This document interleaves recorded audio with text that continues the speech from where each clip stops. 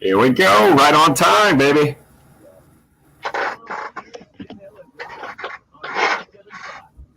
You're up. Alonzo Frank out for the year for Gamecock basketball. Is the new Tennessee AD really bringing the football coach he just had at his old school with him?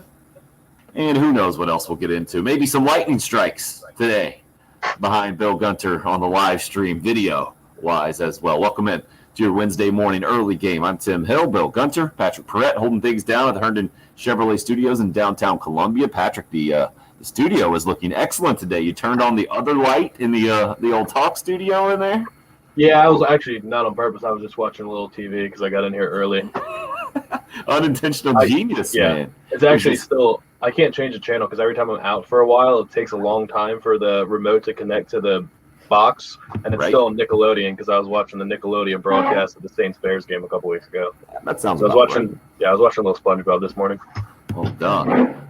Bill, what do you make of the news yesterday? We talked about it kind of coming up, or there had been some reports out there, I think, or rumors anyway, about Alonzo Frank. So not totally out of the blue, but certainly going to make things that much more difficult for Frank Martin and company as they continue on. Georgia coming up tonight. Yeah, I was kind of excited to continue to see the development of Frank through the season. A lot have been talking about the work he'd put in during the offseason and, what kind of impact he could have now, kind of with Silva and then Kotsar both kind of moving on and Frank kind of being that next guy, next guy to step in and really handle the low post for South Carolina. It's a blow, but this is a team that we talked about is supposed to be deep. It's supposed to have a bunch of depth. And so, it's the football mentality. I think is this another one of those sayings that nobody wants to hear, next man up? For sure. But we never really hyped up the depth in the front court, did we? Not as much as the back court. No, not as much as the back court. But I think you still talked about McCrary and Levesque being second-year guys. Only one of those guys is playing the last couple games, too. Well, McCrary's back this game. That helps. So, yeah, he is expected. But that was clearly an issue against Auburn. I thought it was. I thought it was an issue against all three teams, different ways. I mean, LSU was able to make that run late in the game by getting the ball down low and being able to finish some. South Carolina didn't have. I don't know if you'd ever label Alonzo Frank a rim protector per se, but and then the young man from Missouri, obviously 19 points and 12 rebounds in that game. And South Carolina didn't have an answer for him. I forget his name, but the post player on the interior when Missouri when South Carolina would make a run in that game, that young man was able to really grab a hold of the game, and you're right, against Auburn. So I do think some post play has been an issue for South Carolina. Jalen McCrary coming back will help. Alonzo Frank would help, but obviously that's not going to happen. So you're just going to have to go with it. That's what this year is, man. You have to adjust and you have to move forward. And again, South Carolina's depth enables it with Justin Minaya and with Keyshawn Bryant to play more of a level of small ball. And those guys have got to still be able to defend and rebound in the post. And Manaya's been able to do that to some extent. I don't know if we've seen the impact of Bryant. Bryant's blocked a lot of shots. He's looked good but his post defense still leaves a lot to be desired. Yeah, and McCrary can be that guy. They've brought who they bring in off the bench that I'm trying to think of right now, who's been a good offensively and just hasn't been able to defend at all. You know the name, don't you, Bill? Nope. Jeremiah Tilton was the name you're looking for Missouri last night. I'm talking about Carolina's brought off the bench. He scored, 17 the other night or something? Trey Anderson? Yeah, Trey Anderson. They stick him down there. He's 6'6", 205. He's not that big, yeah. Yeah, he's a wing player. He's not a post. They've tried to. I mean, he's had to defend in the post, and it just hasn't worked out well. McCrary could be huge coming back tonight. Frank has never been good defensively. You have to be very clear about that. Good offensive. I agree with you, and I made a lot of fun of him his freshman year because it was clear he was adjusting to the speed of the game, and it got to the point he would just throw his hips into people and pick up. I do think towards the end of last year when you saw South Carolina kind of finish the season, he played better in the post defensively. He was making strides. I don't know if that would have translated to this year because, again, one thing that we all thought was that he would make strides, or excuse me, that the team as a whole, having been in Frank's system for multiple years, would make strides, even with the lack of practice and everything. So I can't say that Alonzo Frank would have definitely come out and taken the next step. That's certainly what you hoped. So Jeremiah Tillman, like you're talking about, who had a good game against the Gamecocks when last midweek game at Missouri last week. Also a good game last night against Auburn, 21-10 for the Missouri Post player to lead the way. But Sharife Cooper, man, it wasn't just against the Gamecocks where he was really good on Saturday, and it wasn't just Auburn exploiting a bad defensive effort from Carolina. They put up 88 last night on a pretty solid Missouri team, a Missouri team ranked 12th in the country. Cooper, 28 points, 8 rebounds, 7 assists, 18 out of 21 from the free throw line. And Auburn gets the win, 88-82. A different team with Cooper running the show. And we'll continue to see what Bruce Pearl and company can do down the stretch here, if it'll be enough. Because, they came into Columbia 2-5 on Saturday. They got the win now to get to 4-5 last night in conference play, 10-7 overall. Would have to make a tremendous run down the stretch here to make any kind of noise as far as NCAA tournament goes. Tennessee survives at home last night against Mississippi State, 56-53, that final score. And the other game, the highlight game in the SEC, Alabama. Man, what a year they're having. 70-59, the final score over Kentucky, that one in Tuscaloosa. And Kentucky right there or in the lead for a lot of that game. But Alabama too tough down the stretch. And they improved now to 9-0 in SEC play, dropped Kentucky to 4-4. Kentucky 5-10 overall, while Alabama is 14-3. What is happening in the world when you got Alabama on top in the SEC, Bill, and you got Kentucky sitting at 5-10? Yeah, I mean, Kentucky's a perfect example. Did Duke win last night? I didn't even think to look. I stayed up and watched. Georgia Tech was up when I fell asleep. I'll have to go back and look. And the reason I say that is did win by 7.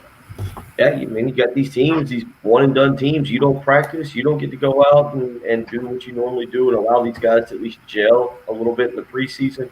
You're seeing it with Kentucky. Kentucky's a mess. They'll be fine. Kentucky will be fine next year. Patrick, we always talk about. Patrick, you asked right before we went on the show what we wanted to talk about. I know your favorite guy. Patrick, do you have a poster of Mel Kiper up in your room?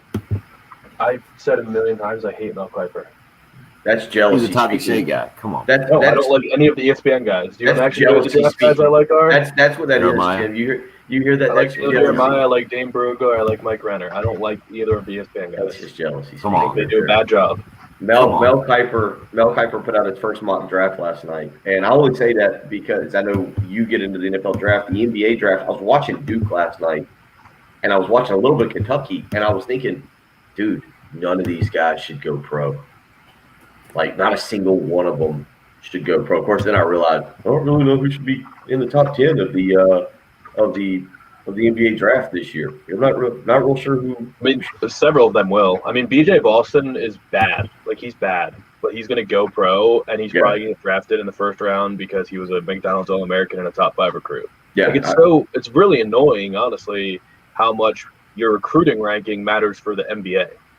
Because, I mean, I guess just because these guys have been in Team USA camps and things like that, and they've been scouted. I mean, the way that those guys are. I mean, Dave Telep, I think, who used to do scouting for ESPN, I worked with, is now with the San Antonio Spurs. I think Evan Daniels I think he just got a job. There's another kid out of New York that's working with, I think, the Pelicans. I mean, these guys. That's what the NBA started doing, man. They started getting guys who scouted high school kids, not college, high school kids, so you could be prepared for the one-and-doners or for guys who are coming out after 2 years. It's kind of crazy the way the NBA adjusted several years ago to the scouting system.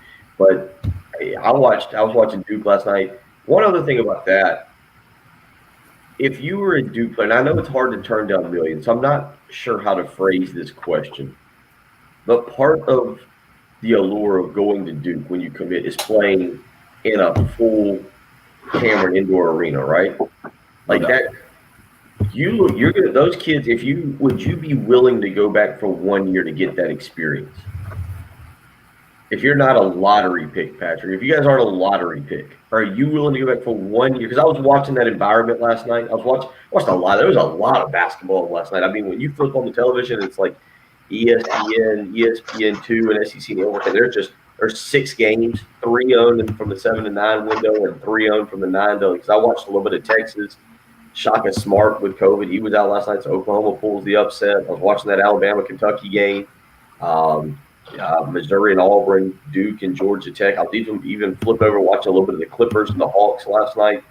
But I wondered about that. Like, if you're a Duke player right now, like, do you even feel like you're part of the brotherhood if you don't get to play in front of the Cameron Crazies? And if you have a terrible season, well, that too. You got Coach K going after student reporters. You got the whole thing going down. I think it would also depend on like if I went to Duke and I planned on being a one and done, I probably wouldn't be paying a lot of attention in school right now. And Duke is hard. Those classes are pretty tough. So I mean, if I was already planning on going to the NBA, early classes, they're not in the. But it's like, all right, well, now I got to go back for a second year, and now all my gen ed courses are done, so now I have to take real classes. I definitely don't want to flunk out and miss basketball season. That would be the worst case scenario. So I'd have a lot to think about. I would imagine. You've never heard that in Duke, by the way. I mean, remember Ben Simmons basically dropped out of school. Like he passed his final midterms basically in the spring, and then just stopped going to class. And by that point, he was just done. Yeah, but he was going to be the number 1 pick, and I understand what you're saying. I think that's a little bit different. If you're going to be the number 1 pick, if you were Zion, you didn't worry about it. Probably not. Regardless, if you're at UNC, you got other kids doing your homework anyway. It doesn't matter. Yeah. No problem there. But no, I did wonder about that last night as I was watching that. Kentucky, the same thing, kind of. You're right. Like that's a bad. They're just a bad team right now because they haven't been able to gel. I think they'll be fine in the long run. Did they bring that kid back that they kicked off the team? Still out. He was still out. Nightmare season. They're actually up with less than 5 minutes to go, and then Alabama finishes on a 10-0 run. First time since 1989, Alabama has swept the season series with Kentucky in basketball. 10th straight win for Alabama. Kentucky is 5-10 on the season. Unbelievable.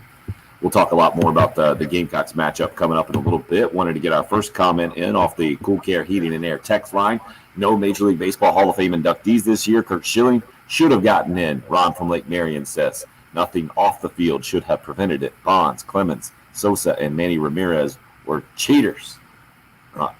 Coming in strong. That was at 5:01 back in his early slot, I believe, on the Cool Care Heating and Air text line. Yeah, 5:01 this morning. Scott in as well, asking about Auburn. Aren't they banned from postseason play? I don't think Auburn basketball is. We'll check. No, excuse me, I don't know why I thought football. I guess I assume Auburn's banned in football. It could happen. It's like a 50-50 shot, but no, they're not banned. And Newberry Chris says, I agree with Patrick on Mel Kiper and Todd McShay. They do shoddy work. You guys bringing it strong this morning. Yeah, Auburn can't play in the postseason in basketball. Auburn cannot? Cannot. Yeah. Cannot. All right. Really? And that one was coming from what issue? Do we remember? I don't even remember Auburn's issue with keeping them out of the postseason. Bruce Pearl does seem to have a bit of a track record there with that. Got anything off the top of off the initial search? Oh, he's working. Regarding former assistant Chuck person. That situation. All right. Thank you for keeping me straight on that one. On the Cool Care Heating and Air text line. That one's Scott helping us out. David hits us up, says, you're talking Kentucky and Duke when there's commits? Well, the commits we talked about, I believe you're talking about the Gamecock football commits, the transfer duo from St. Francis that we talked about. How many weeks? I feel like we've been talking about them for a month. We talked about them multiple times. 2 weeks ago, I think, but now it's official. You got a 6'8" receiver in your program and a quarterback that is moving up from the FCS division. We had to look it up where the heck St. Francis was. Patrick, I think you were familiar only because of your old lacrosse days. You guys were in the same conference back in the day with Wagner or something like that. Is that right? NEC. Yep, the NEC. What does that stand for? They're out Northeastern Conference. Thank you. They're outside of Pittsburgh. Do they chant that in the crowd?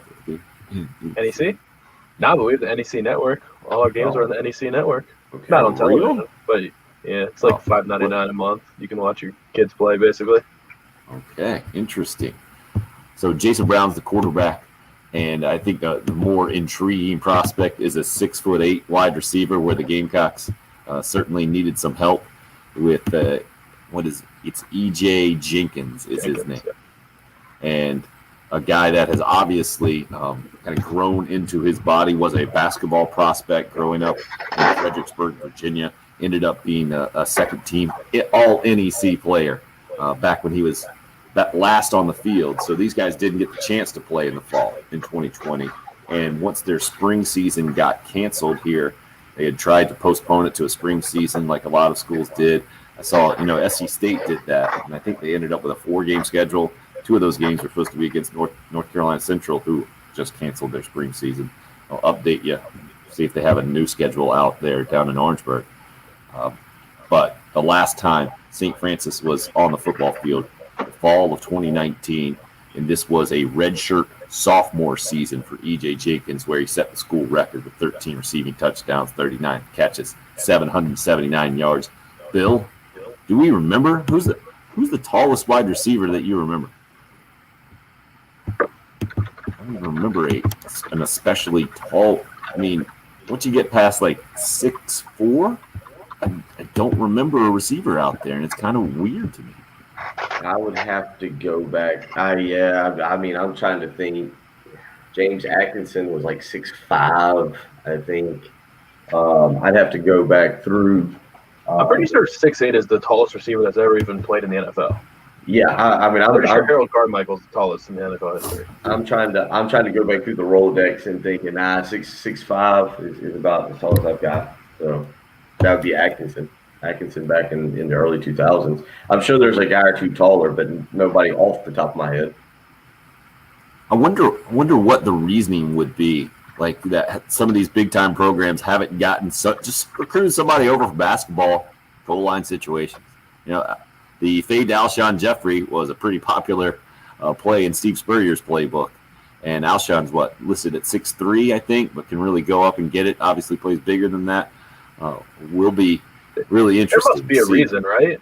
Like at a certain point, you're just uncoordinated. Like you're no, I don't think it's uncoordinated, because we see basketball players all the time. Crotch and it's exactly the defensive backs can get under you. You can't get where you want to go within that 5-yard period. I would think that 5-yard zone where guys can jam you. It must be once you get past 6'5" traditionally. I think Wake Forest might have had a really tall receiver this past season or the past couple of years. It seems to stick out to me. It might have been NC State. I remember watching some ACC game where they had really tall wide receivers, but 6'8" now is what's on the roster for the Gamecocks at wide receiver. I don't remember any wide receivers anywhere. I mean, tight ends. I think I mentioned it a few weeks ago. The tight ends for Stanford stand out, but I don't remember any wide receivers. Yeah, Gene goes with Harold Carmichael as well with the Philadelphia Eagles. Do you have that confirmed, Patrick? The tallest wide receiver to play in the NFL? Yeah, I think I've looked that up before. Yeah, it says Harold Carmichael is the tallest. But I mean, I don't know. There's positional variation between tight ends and receivers, but I don't think it's ever gotten taller than 6'8". I've never heard of it either. It says he was converted to a tight end at times. And is he listed at wide receiver? 6'8"?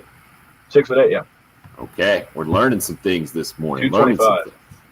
Okay. Can it just be football season already? Everybody aboard the Shane train, anonymous texter hits us up with. We got some people coming in hot this morning. We'll see if we can get you in a slightly better mood. Maybe it was that weather yesterday. What'd you think of the pictures that we got out of your? That was impressive, huh? Bill? I was glad you were able to go back and catch that. I was pretty impressed with that. That was exciting. Hayden Hurst started at wide receiver and was 6'6", right? JJ says on Twitter at TimHill1075, at Will Gunter with 1L, at Patrick or at _ Patrick Brett. I think Hayden Hurst is listed at 6'4", isn't he? Yep. So, and was receiver to start with, and then they moved him over to the tight end. So 6'8" is something for sure. Kangaroo Kyle hits us up with Leonard Pope, big tight end from Georgia, for sure. We've seen some really, really tall tight ends. I just don't think they've gotten all the way up to 6'8". And it seems like E.J. Jenkins, just going back and looking at it, some of the things written about him on the internet, has certainly grown into that 6'8" frame where he was, I think, originally listed in college maybe at 6'6", 205, and now listed 6'8", 235. Will be interesting to see what Luke Day and company in the strength and conditioning program at Carolina might be able to do. And now already fans or people texting this morning going back and forth. Eddie says, people, it's the hashtag Beamer Steamer. And Paulie says, how tall was Alshon? I think Alshon's 6'3", technically, right? But I noticed watching him play basketball at Calhoun County, man, he was just always playing bigger than he was listed. I think Torrey Gurley might have been 6'5", too. Okay. That sounds right. I distinctly remember that game, Marcus Lattimore, his first game against Georgia, where he went off for 200. And you usually know that line exactly, don't you, Bill? What was it? I got you this morning. Man. Put me on the spot. Yeah, it was like 218 yards, I think, something like that, 40 carries, something ridiculous. But I was in the press conference afterwards with Mark Richt. He was talking about how he thought Lattimore would be one of the best ever in the SEC. And he's like, yeah, South Carolina's good this year. They got monsters on the outside. He's talking about Jeffrey and Gurley specifically, I think, being able to block downfield and make some things happen in the pass game for sure. 803-404-6100 if you would like to call or text. Love to have you in on the program. Love to see all you guys up and early with us on the live streams. We got them going on both Facebook and YouTube. I need to tweet out those links. I'll do it right now. If you just go on YouTube or Facebook, you can just search for 107.5 The Game. Should pull up our pages. And there he is. Patrick's all over. Otherwise, we're sending Patrick Fred to your house, and we're going to tell him that you're actually Mel Kiper. With a lacrosse stick. And Paulie just hits us up with a random. Y'all have a good day and be safe. Thanks for the great work. You're welcome, Paulie. And we appreciate the sentiments. Just getting started here on a Wednesday morning. It's the early game. It's 107.5 The Game.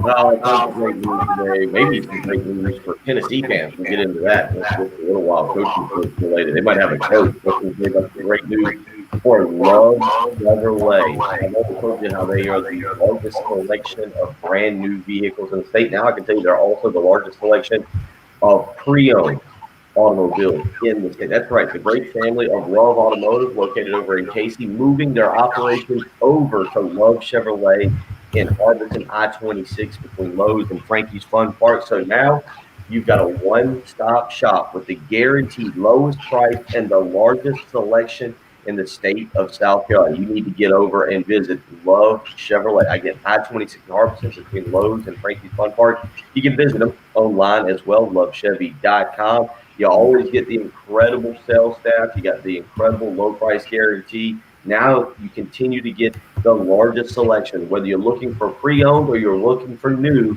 Love Chevrolet has got you covered. You've known about Love Chevrolet for years. I trust that you've gone to visit them at least once or twice. Go back over, see what they've got. You will not be disappointed. Again, Love Chevrolet, I-26 in Harbison between Lowe's and Frankie's Fun Park, or on the web, lovechevy.com.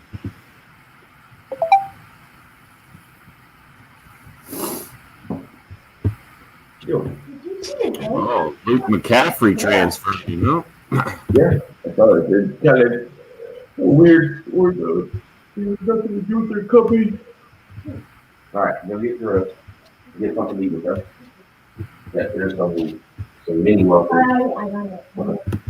Yeah, you got about 40 minutes for you to go. Bill, stuff behind the scenes too. Morning, everybody on the old live stream. Sorry, you get to say that on the air. I'm going to hire Josh Heupel. Jim up in Charlotte. Anonymous Raj, all about the Hall of Fame talk. I don't think we're going to get into that very much today. Stacy, yes, I talk fast. Sorry about that. Yeah, Brandon, I don't know what light. Oh, you're looking for the lightning, I'm guessing, and not the lighting. Cohen, morning. Cullen says he's got a picture y'all would really appreciate. How do I post it for you guys? Oh, That's a good question. Got to tweet it or text it. Oh yeah, is that how it works? You can't. I'm sure you could pop it up on the Facebook feed, right? I don't know. Come in through the comments.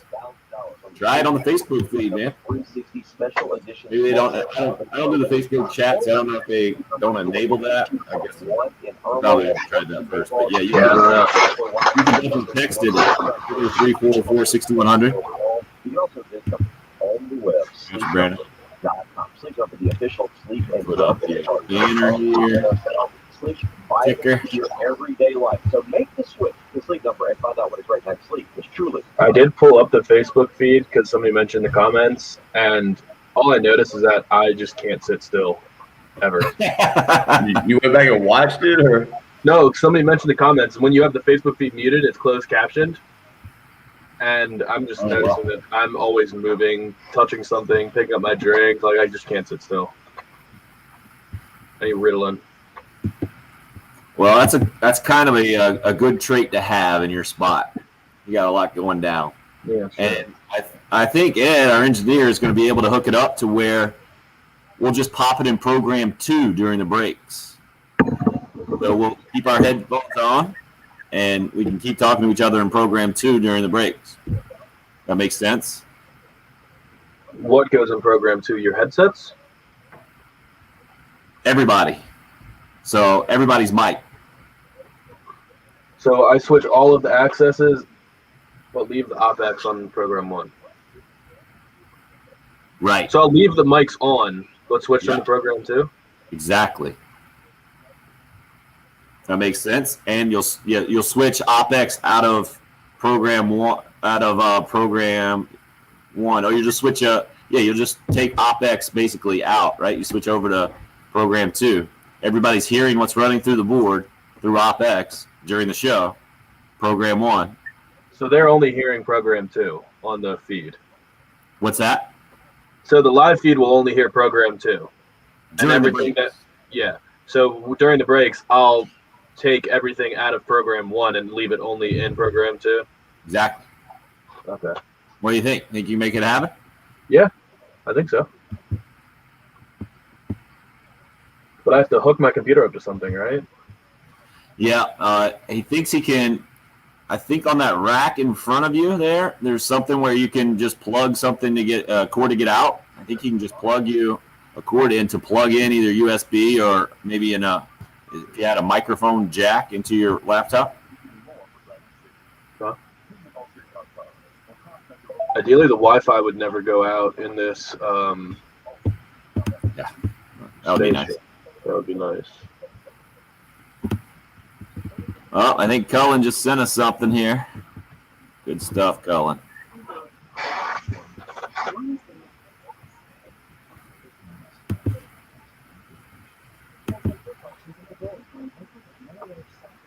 I'm going to put that up if you're cool with that. Obviously, he's cool with that. He sent it to us.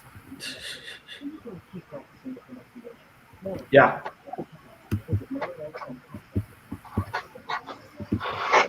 All right, we're coming back. Try to get that up in the break there, Cullen. I got it on my computer. I think I can do a screen share. Still walking away as soon as we come back. We're really getting high tech now, baby. You're up. Hold on, buddy. I gotta get back on. Okay. What's up? So it sounds like a lot of you still in the football mood and mode this morning. I get it. It finally did go official. Just wait. Transfers coming up from FCS St. Francis, which is up in Pennsylvania. E.J. Jenkins just talked a lot about the 6'8" wide receiver because 6'8". And some of you have been asking other names that have popped up. Torrey Gurley, Jason Barnes is another six. Both those guys were 6'4". Hayden Hurst listed at 6'4" for the Gamecocks. Alshon Jeffrey was listed at 6'3", and someone just hit us up very correctly. BK hit us up, says Alshon played like 6'6" or 6'7" in basketball at Calhoun County. Great timing on jumps. No doubt, man. That's when they really had it going down there. Sam Frederick, senior, leading the way, and they had ridiculous win streaks for sure. But a 6'8" receiver is going to be really interesting to see how he develops and what he can do, how the Gamecocks decide to utilize him. Marcus Satterfield as the offensive coordinator, and then Dustin Stepp as the wide receivers coach specifically. And then you got Jason Brown coming in, was Jenkins' quarterback there at St. Francis, put up some good numbers on the FCS level.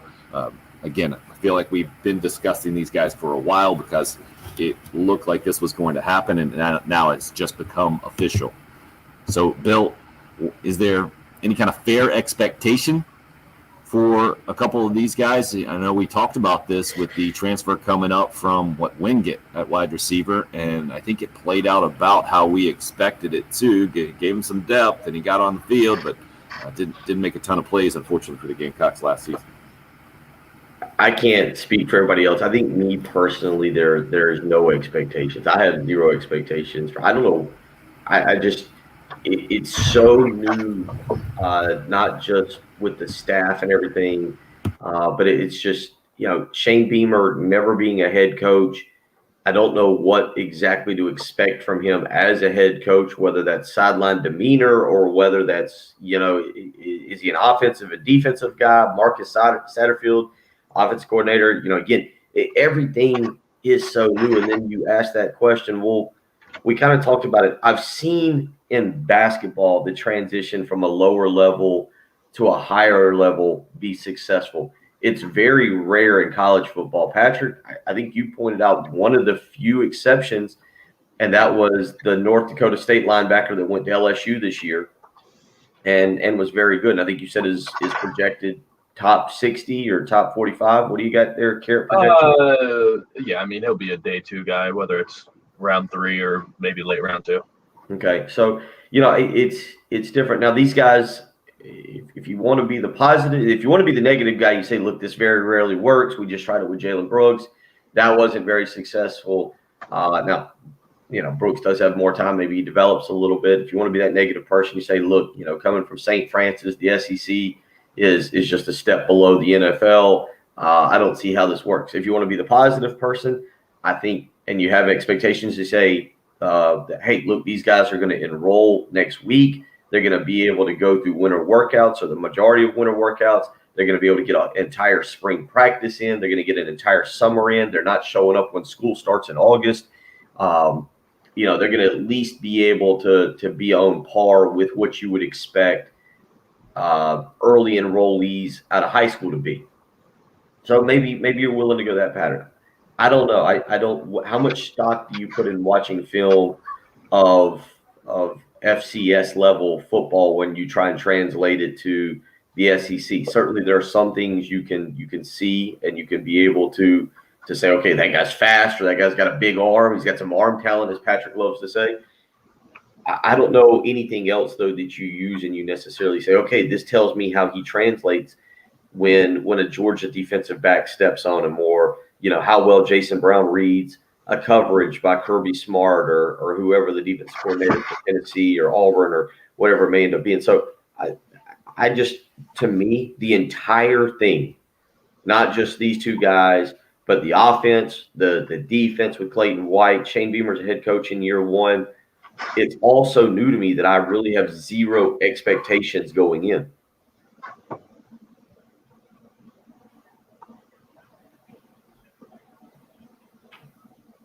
Well, that's what I'm saying. I'm saying everything, the entire, a whole ball of wax. Still, no clue. We start doing predictions. I'm gonna have no clue. Like, I don't know what to expect. I think that this, I don't.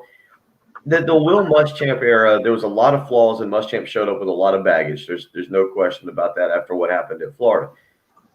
But I'll go back. When I looked at what he was doing initially with the staff and how things were being built, I thought, man, this is what South Carolina needs. They need a run-first, defensive-oriented head coach. They need a guy who's going to focus 24/7 on recruiting, who's not worried about playing golf, who wants to outwork the other coaching staff, who doesn't say we do things different here in Columbia. I thought that the mindset that Will Muschamp had was a good fit for South Carolina. It wasn't. It was an awful fit. And obviously the results mirrored that. But you looked at that staff at the time and said, well, Brian McClendon, he's been around the SEC, proven recruiter. Lance Thompson, around the SEC, proven recruiter. You looked around Javaris Robinson, Bobby Bentley had state ties. I mean, there was a lot of reasons that you thought that was a successful staff. It is funny that 5 years later, we're getting almost the exact opposite in the staff and everything. And so, I don't know, there's no reason for me to give up on these guys. There's no reason for me to come on here today and throw a wet blanket on the situation and say, oh, Jason Brown, I don't see how he could ever contribute, or E.J. Jenkins, no, it's not going to work. But I don't also see a need to come on here and go, yep, that's exactly what South Carolina needed. And to be quite honest with Jason Brown, I'm glad they got quarterback depth. I still would have preferred moving to Kerryon Joyner back to quarterback if he wanted to, and letting him compete against Luke Doty. I hope Doty's the starter and you let him develop and go through a season much like they did Ryan Helinski. Because remember, Doty, technically, true freshman this year. True freshman.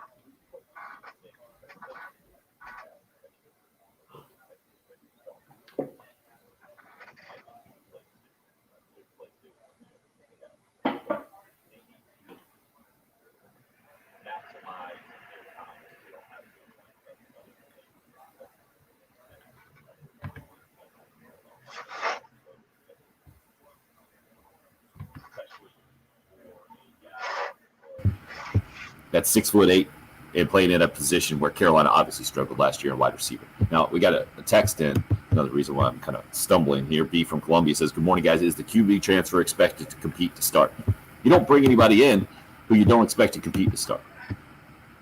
Having said that, if Jason Brown ends up taking the job away from Luke Doty, I think we would all be pretty shocked. Is that fair, Bill?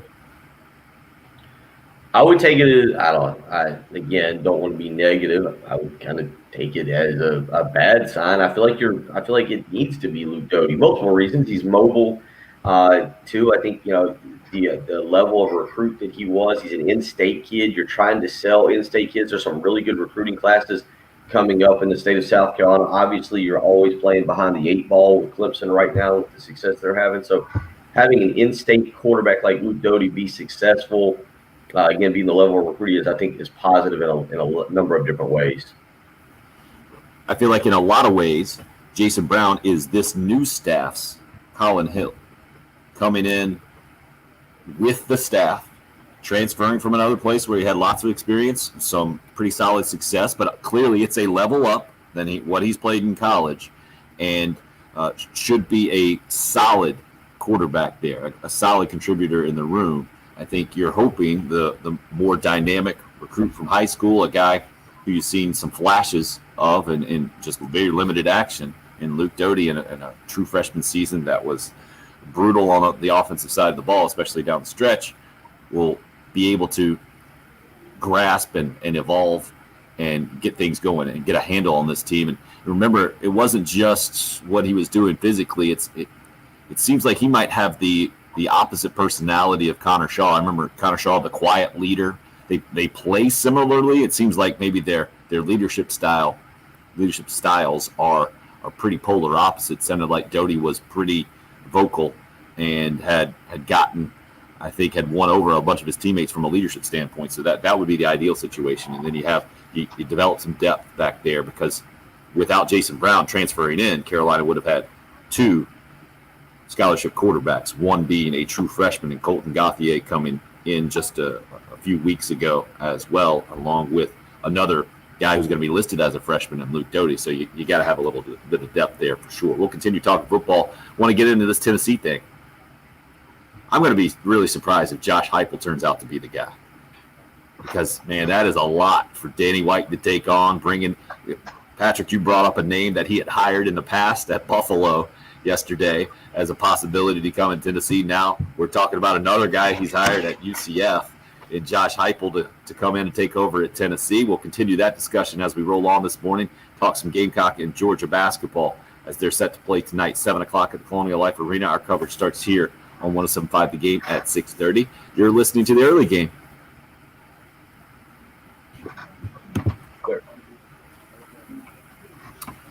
Yeah, sorry about that mute. I had muted for the old clearing of the sinuses and didn't unmute. Back again. Let's see what we got here. The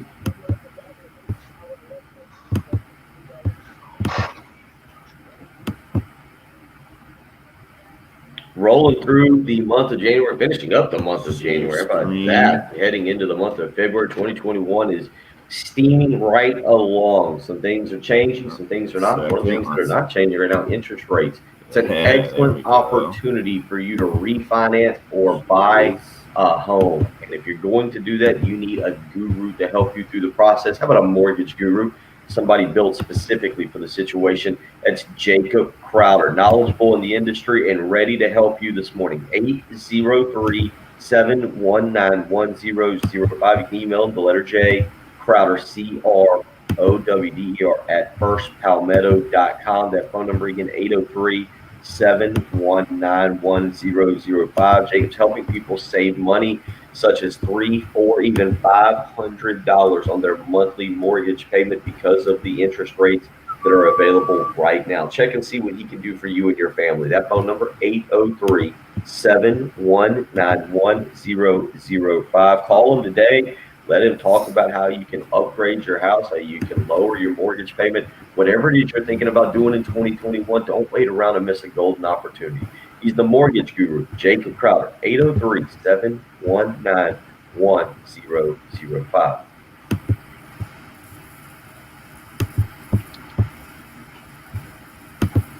Trying to work on this stream here.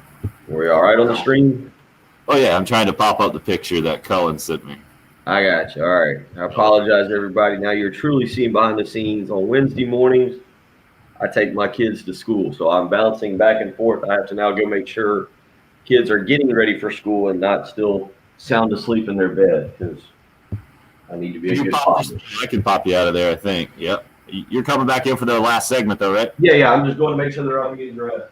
Well, we're moving from the screen anyway.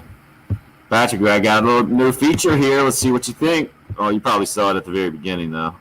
I'm way too excited about this stuff. The banner? Yeah. Yeah, I like that. Hey. Doesn't look so good with the three of us sitting up there. All right, Cullen, I can do this. I just have to figure out how. I get a picture up there?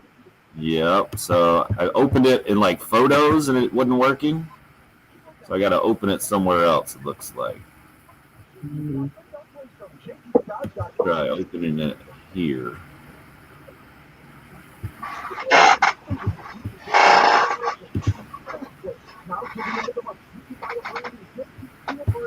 Where did it even pop up?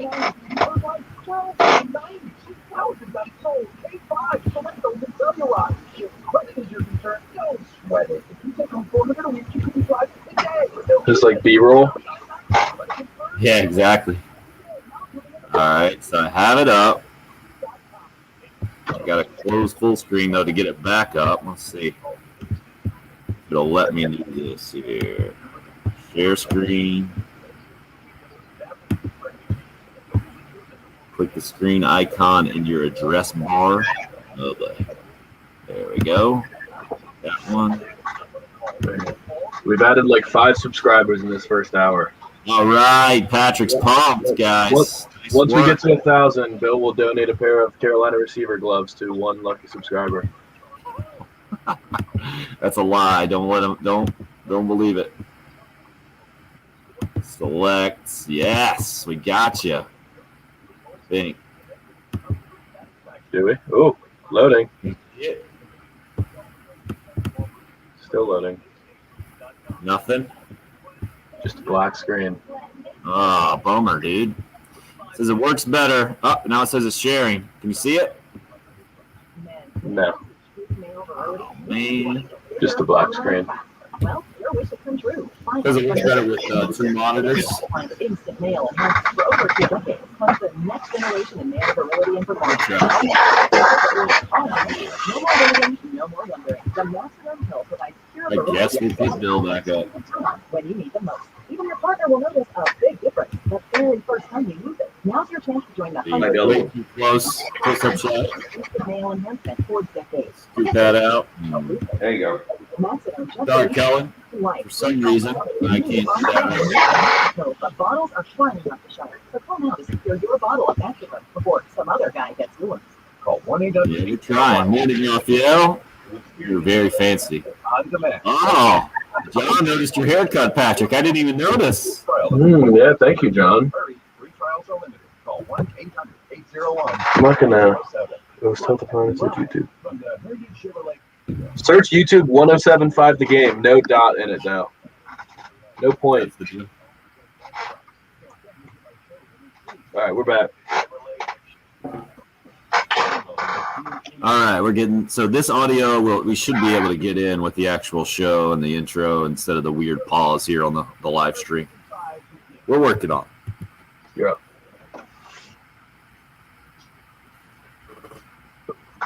Odds right now, percentage chance Josh Heupel is the Tennessee head coach, Bill. What are you putting it at? 50%. 50-50? Patrick, what about you? The Central Florida coach following his AD from Orlando to Knoxville. Where are you putting the percentage chance at? There's a lot of reporting on it, and he seems to be a qualified candidate. I would say more like 60 to 70%. More likely than not, it seems like at this point. I would take him over the field.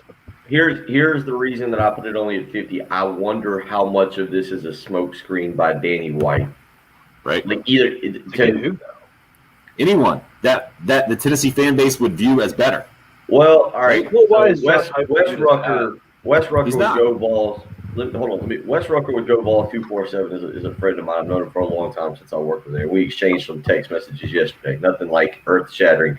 He did make a funny point. He said there's a new AD in town. He said a new sheriff in town. He goes, this is the hardest it's ever been to get information because everybody's afraid to leak information so that the new boss, they don't want the new boss to already figure out they're the leak in the organization.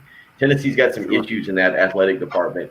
And so, as he was saying, they have been very skeptical, very careful about reporting information just because they don't want to – there's not much coming out, and they feel like there could be some misinformation that's being leaked just to see who in that administration can't be trusted. So whoever Alston Price, he's the person that reported this. Whoever his source is the guy that got told. That source key card may not work this morning at the athletic department. Or that source and might the guy be that got running told the athletic department. Like, you guys know this happens, right? People do this. They put out information. They say, yeah, just don't use my name. But don't put it past athletic directors to put it out themselves. I think is kind of where you were starting that, Bill, and I completely agree. Because you look at Heupel's record at Central Florida. Great first season coming off the Scott Frost era, right? When they were undefeated anyway in the national champs in 2017. Heupel takes over in 2018, 12-1, and 10-3 in 2019. And 6-4 this past year. That ain't going the right way. I don't see him taking this job. I think it is more of a smokescreen. I'm not sure who will, but I think it's one of those names that we are much more familiar with here recently. I'm surprised. I will be very surprised if it gets past Napier or Chadwell. I think those two are the guys. And I think having Heupel in that mix to Tennessee fans, and then one of those other Tennessee natives taking the job, I think that helps the reputation of that new AD. Said, oh, he could have hired his guy, but he ended up going with our guy. Well, that's why I said 50. Guy. That's why I said 50%. I put it at 25.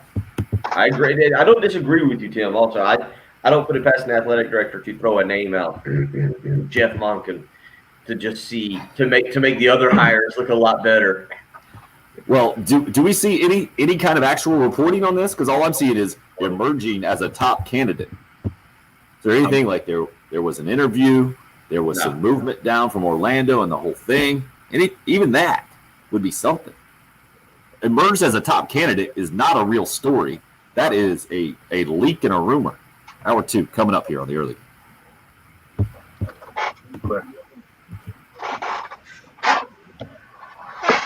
All right, 47.3%. I can go with that.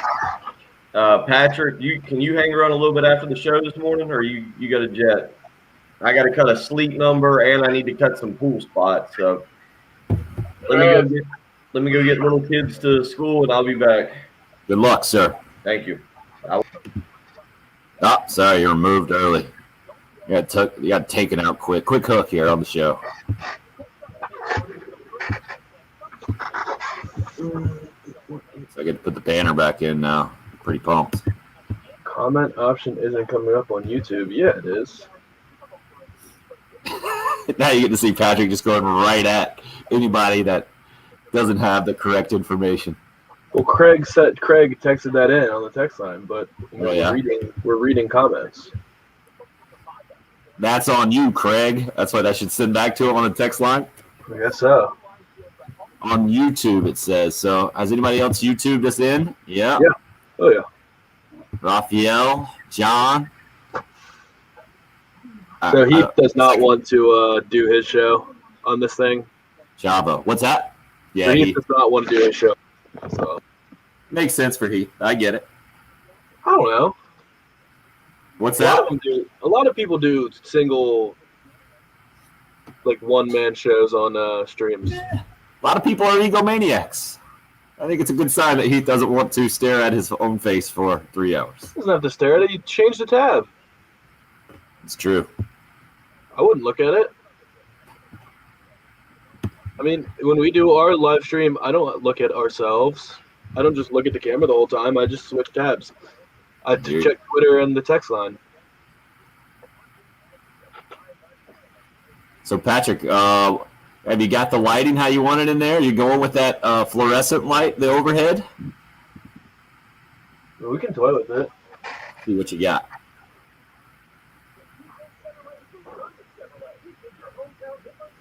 And what? No, that's no good. That didn't really change much. What if you turn them both off? What happens? You go dark? To me, I think that looks the best, actually. Just rid of the glare a little bit. Okay.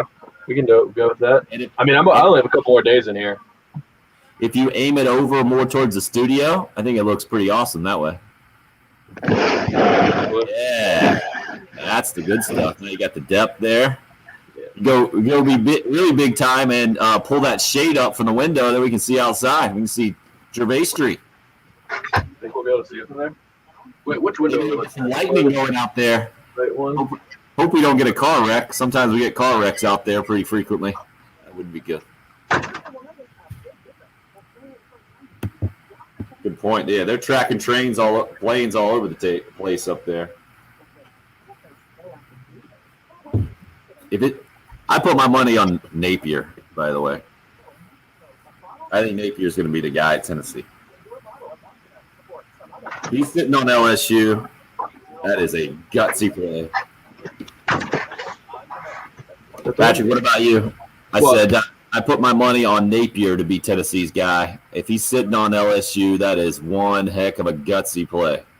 I do think he's sitting on LSU. I don't think it's going to take that long. Really? No. The farther they get away from that championship, it's just going to look like Joe Brady did everything. I don't think that national championship secured Ed Orgeron a job for life or anything like that. No, I agree with that, but I just think they have so much to work with. He can win 9 games next year. Stick around. Hopefully. But that's why Napier should be sitting on it, because the first second he jumps in there, he's going to be poised to win 10 to 11 games.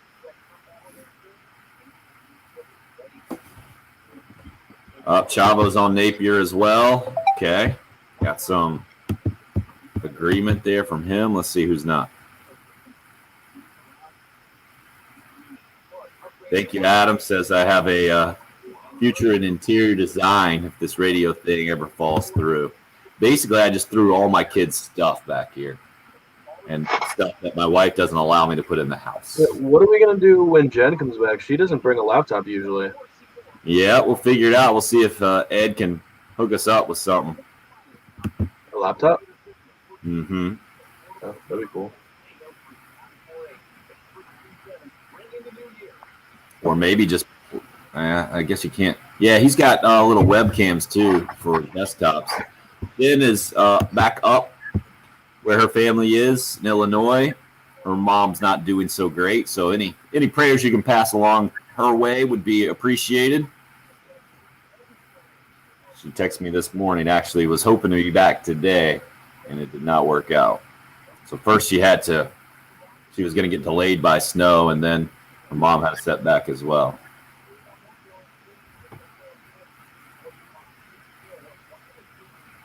So that answers that.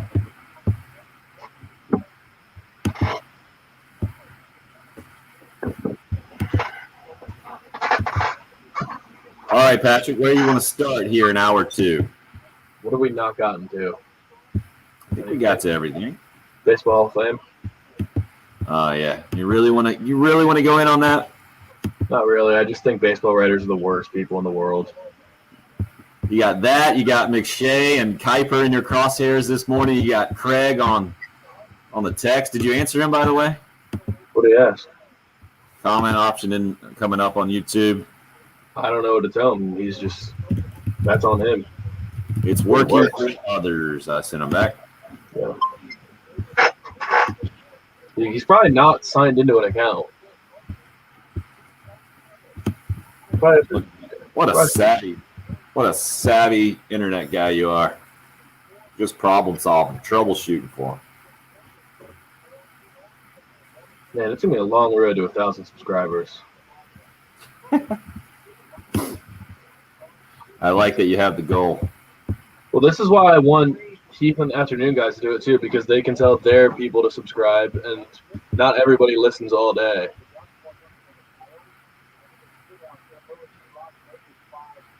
There's a lot of 4 p.m. listeners that are not 6 a.m. listeners. Gamecock transfers now. Go.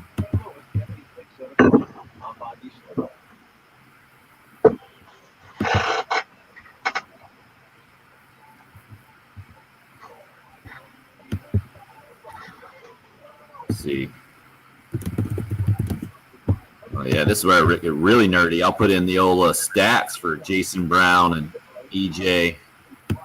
I can't remember his last name. I have no idea. EJ. Jenkins. I keep wanting to say Manuel. I'm sure I'll slip and say that, like Marshawn Lloyd. I keep wanting to say Williams, because that's the Clemson kid. EJ Williams. Yeah.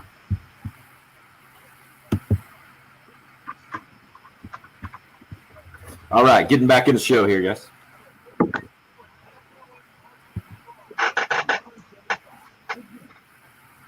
Yeah.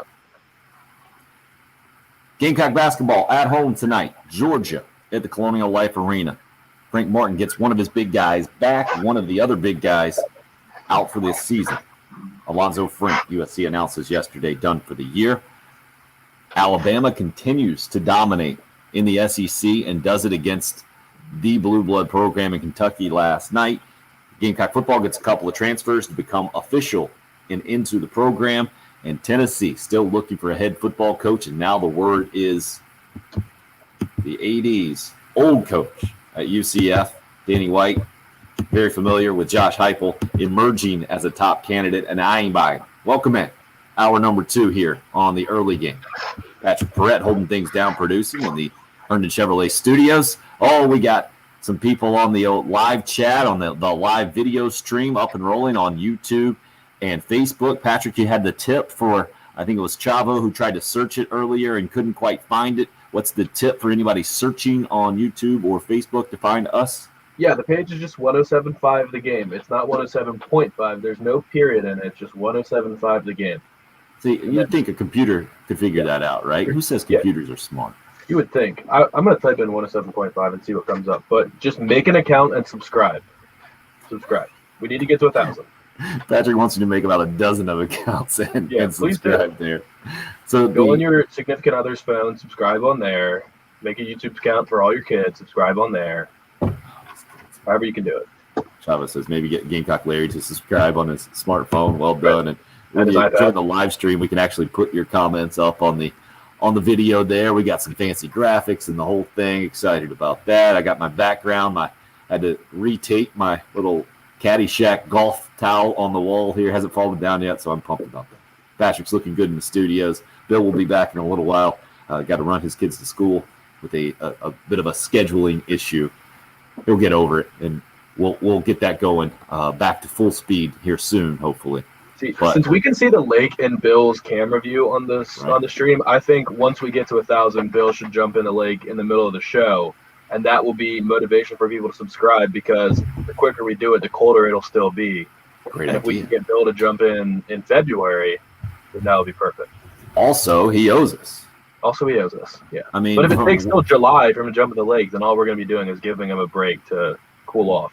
From which bet, though, does he owe us? I don't even remember. I don't remember, because there's also the hockey so bet. long. There's also the hockey bet. Yeah, he's supposed to do that, but you're saying we have to set it up and the whole thing. It's a mess. Let's start this morning. Patrick, did you want to get the Hall of Fame stuff off your chest? Or are you okay? No. I just think baseball writers are the worst. They're just the most pretentious people in the world. There's no one worse than a baseball writer.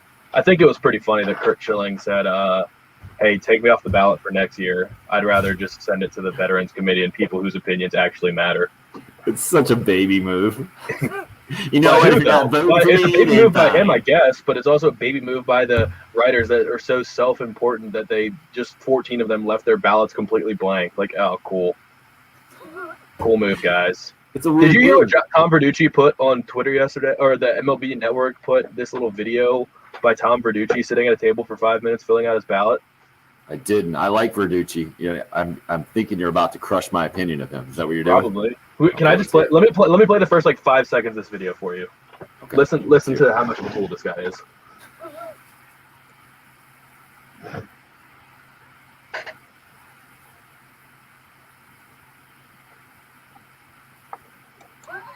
All right, dude. Wait. That was Tom Verducci. He's a writer, and I assume that was on the MLB Network. Is that the deal? The MLB Network posted some little 5-minute video, I guess. Right. No, that clearly ran on their network. Probably, yeah. And that was the piece on the Hall of Fame. Look, the MLB Network, that's a tough gig, man. SEC Network, at least you can switch sports, even though football is clearly the bread and butter, and it will be talked about on the SEC Network 365 days a year. At least you can switch sports and change gears a little bit. It is the end of January, and the MLB Network has to fill 24 hours a day, 7 days a week, man. You got to understand. And that's the thing about the Major League Baseball Hall of Fame. The writers have to take themselves so seriously. That's kind of their role. But you don't want anybody just getting in that thing. It's got to mean something. I don't think Kurt Schilling's a Hall of Famer. I don't think he's good enough. I got nothing against his political opinions or whatever. I don't even consider all that mess. I don't care. Like, I think you should put Barry Bonds and McGuire and Sosa and all those guys in there because of what they did on the field. Right. Okay, so Bonds and Roger Clemens, definitely. Yes, clearly. Get those guys in there. But Schilling, no, not good enough. But that's where these very serious, you're right, they're very serious, take themselves very serious, uppity, and they almost like morally superior for some reason. They just think that they're more important than the sport itself. It's crazy. No, I really do think they're, Or the players, in their heads anyway, they're trying to protect whatever the sanctity is of Cooperstown, which is kind of ridiculous when you look into it, when you see that Ty Cobb went up into the stands and beat a handicapped fan with his cleat back in the day. I mean, what are you doing? That's cool? Yeah. Okay. But just know that you're a writer. Like, that's what it is. Like, we But know that's all what we do. We just talk about whatever. Like, we don't take ourselves too seriously. Right, Patrick. But we have a really fun job. You know, there are so many people in the world that don't have very fun jobs. And if they get a little bit of authority at their job, they're going to use it and unwieldy, right? They'll just throw it all over the place because this is the very little satisfaction that they can get in life. I've come across these people many, many times, and I try to tell myself that, like, okay, just let them have this is their thing. Let them have it, man.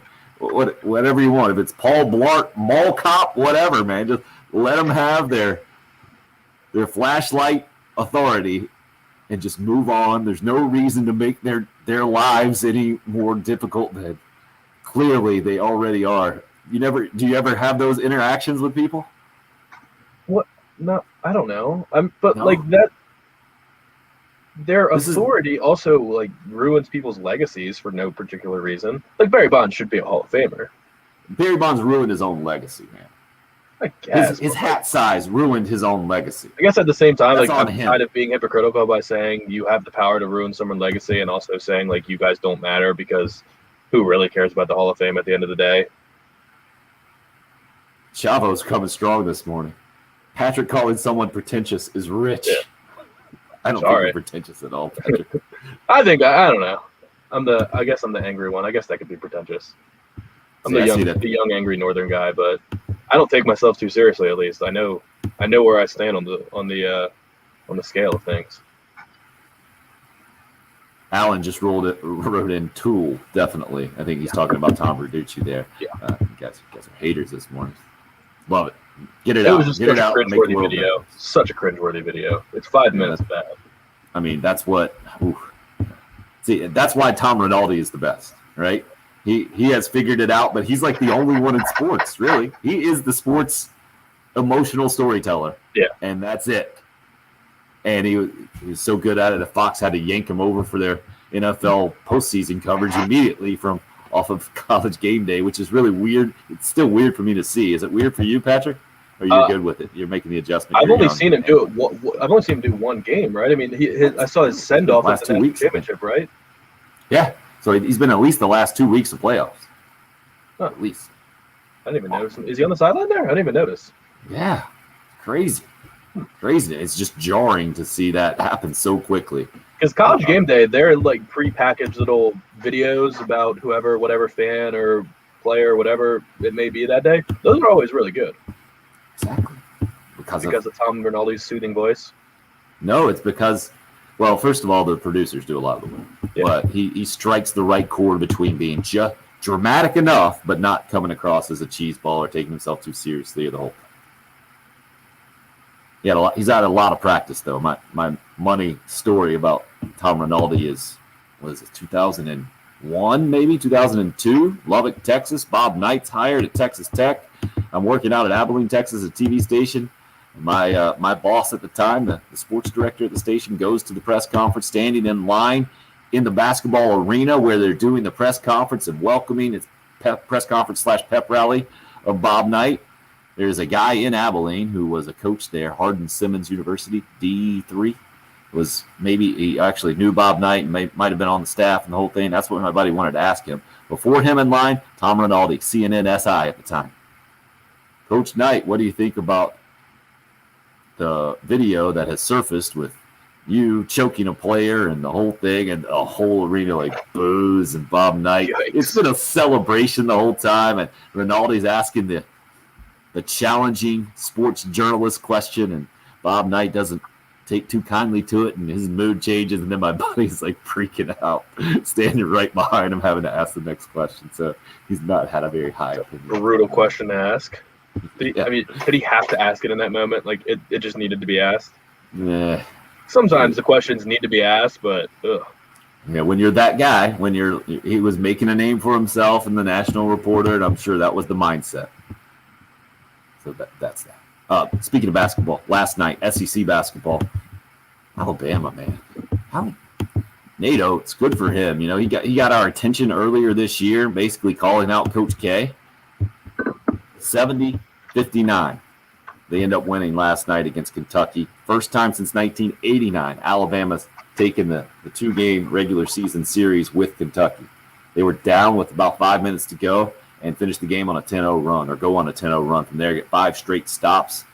Kentucky's not good this year, don't get me wrong, but they were over 500 in SEC play going into last night. Now they're 4-4 in the SEC, but 5-10 overall. Alabama, their 10th straight win, 14-3, perfect 9-0 in SEC play. Elsewhere in SEC action, Auburn, remember Sharif Cooper just on Saturday, came 5 rebounds away from a triple-double in the first half against the Gamecocks. The freshman point guard continues to turn that team around. 28 points, 8 rebounds, 7 assists for Shareef Cooper last night, and they win at home against number 12 Missouri, 88-82. Jeremiah Tillman, the big post who lit Carolina up and was just dunking all over the place. Another big game for him last night with 21 and 10 for Missouri, who drops to 4-3 in the SEC. Auburn now 4-5 in SEC play. Tennessee, tough one against Mississippi State, but they tough it out and get the win in Knoxville last night, 56-53. They're 5-3 in the SEC. 4-5 is what Mississippi State drops to. And now the Gamecocks get Georgia tonight. They'll do it without Alonzo Frank. Frank done for the season. That news coming out yesterday, there had been, it kind of pointed that way, unfortunately, for Alonzo Frank. So the Gamecocks will miss him certainly on the offensive end down in the post. They do get Jalen McCrary back tonight, which is huge for Carolina. I think he's really improved, and he is the two-way player they really need in the post. He can play some defense, he can take up some space, and he can run the floor. His passing has wildly improved. He's just improved a lot on the offensive end, and if he can give that team a spark along with paired with Wildens Levesque down in the post, there's no depth there, but it certainly improves the depth. There has been virtually, it's been Levesque and nothing for the last several weeks for the Gamecocks. Certainly improves there, and they're playing a Georgia team that's just not very good. They're 2-5 in SEC play, 9-5 overall. Carolina could get their 9th straight win in this series if they win it tonight and turn a disappointing trend of 3 straight losses around, Patrick. Yeah, it's a get-right game. I mean, honestly, we're reaching the point where if you lose a bad game like this to a team that I think is 11th in the conference, you've all but run out of time at this point unless you're going to make an outrageous, run-the-table type of run at the end of the season. So, I mean, for the fan base, it's important. You need a get-right game. You gotta beat a team that you're supposed to beat. Auburn's a really good team. They've been hurt, so that's hurt their record. LSU was a really good team. Missouri's a really good team. This is your chance. You're going to have Jalen McCurry back. He should be healthy. He should be ready to run up and down the court, play a lot. But, yeah, I mean, you're going to be full-on apathy mode with this fan base if you can't beat Georgia. So, big game. 7 o'clock tonight, game time, 6:30 airtime here on 107.5 The Game. How Carolina responds from, I think in a lot of ways, that was it's certainly the worst defensive performance we've seen. Frank Martin saying he doesn't remember being a coach of a team that gave up 100 points. Auburn had 109, and it seemed like they could kind of name their number there on Saturday. Just easy basket after easy basket, 3 after 3. There were a few that were contested. A lot of them were open. Auburn played well, but, man, they did just score 88 on Missouri last night. So I don't want to pretend that Auburn is not a good offensive team right now, but Carolina was a bad defensive team and has been for the last several games. They need to turn that around and turn on more of the defense you saw against Texas A&M when I think they only allowed 54 points in the SEC opener at home. I think Georgia is a very similar team to Texas A&M from the outside looking in just to see what they've done against SEC competition. So you're right, Patrick. This is the opportunity for sure. And we'll see what happens tonight. We'll continue to discuss 803-404-6100 if you would like to weigh in. Several of you weighing in on this Hall of Fame thing. I feel like this is just the Hall of Fame discussion, especially for those of us in Columbia, South Carolina, where it's not really a local issue at all. It's just a way to vent at things that we don't like Bitter Mac weighs in. How's Manny Ramirez further away from the Hall of Fame than Omar Vizquel, Scott Rowland, Billy Wagner, Gary Sheffield, and Todd Helton? I'm with Patrick. Get the writers. Let the BCS computers elect players from now on. Just let players elect players. But why wouldn't players just let everybody in then? That doesn't make any sense. Well, you can only pick a certain amount of people, right? Yeah, but why wouldn't you go max every year? Like this year, nobody got in. Yeah, so that's ridiculous. Exclusive. 14 people didn't put a single person on their ballot. Not a single person was good enough. Really? But that is letting the inmates run the asylum, right? Hey, we want to create a place to honor the best of you, but you guys get to vote on who the best is. Well, bring as many people in as possible. And then you talk about personal relationships and the whole thing. It's bad enough that Kurt Schilling and his political views probably turned some of these writers off and kept some votes away from him. we all know like the media relationship with players has a lot to do with this, right? Barry Bonds, traditionally just not very. Well, I don't know if he has great relationships with anybody, but especially guys who are paid to cover him and the whole thing. So they're not giving him the benefit of the doubt. It's very simple. But if you had players in there with their personal issues, that would get pretty wild. And then it would get ugly toward the end of careers, guys just sucking up to other players. Wouldn't that happen? I know the Veterans Committee gets to vote for them, so it's kind of like players let players in, but at least it's relatively select. You're just saying go all Democratic, huh, Patrick?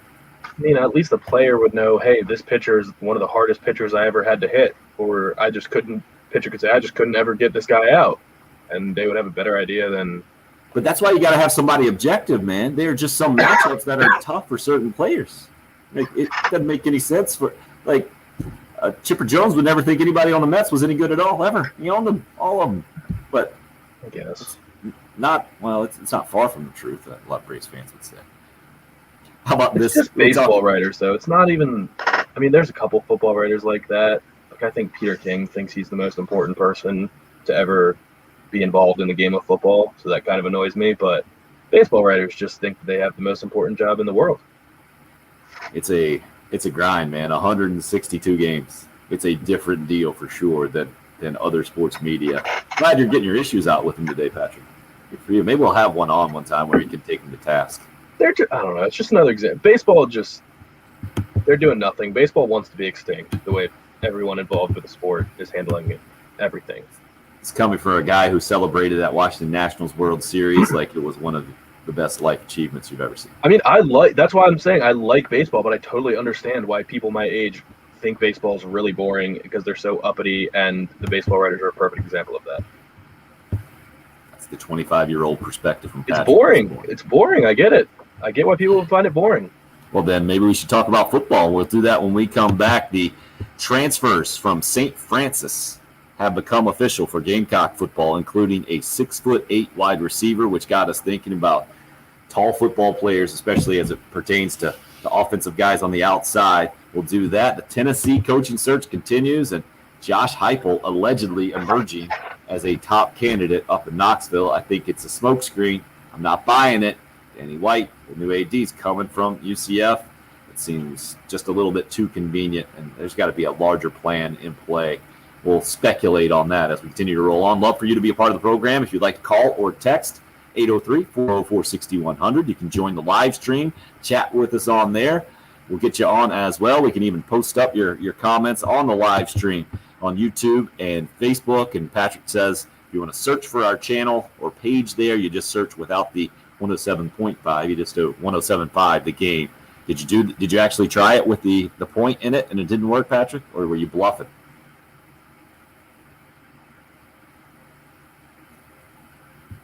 Nothing to it. It's hour number 2 here on a Wednesday morning after a little lightning on Lake Murray.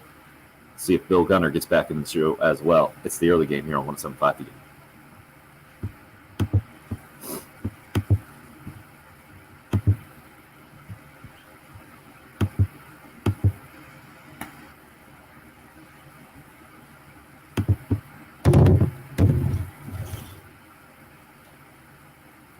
All right, Patrick doing the old traffic report, but muting his mic. What a pro that kid is. He is a pro. All right, Clifton, I got to take issue with your comment about Herman Moore, my friend. We'll do that on the show here. We'll give you a second. I think what you're thinking about Herman Moore and 6'10" is what he used to high jump. I'm going to go look that up. Virginia and Detroit Lions guy, right? I love that guy. He was so fun to watch. Herman White. Sorry, I was looking up a Tennessee article. Herman Moore. I wonder if Patrick's even heard of. Patrick, you ever heard of Herman Moore? So you might have to do other traffic reports there. It wasn't working. Patrick, can you unmute? Or are you doing other traffic reports?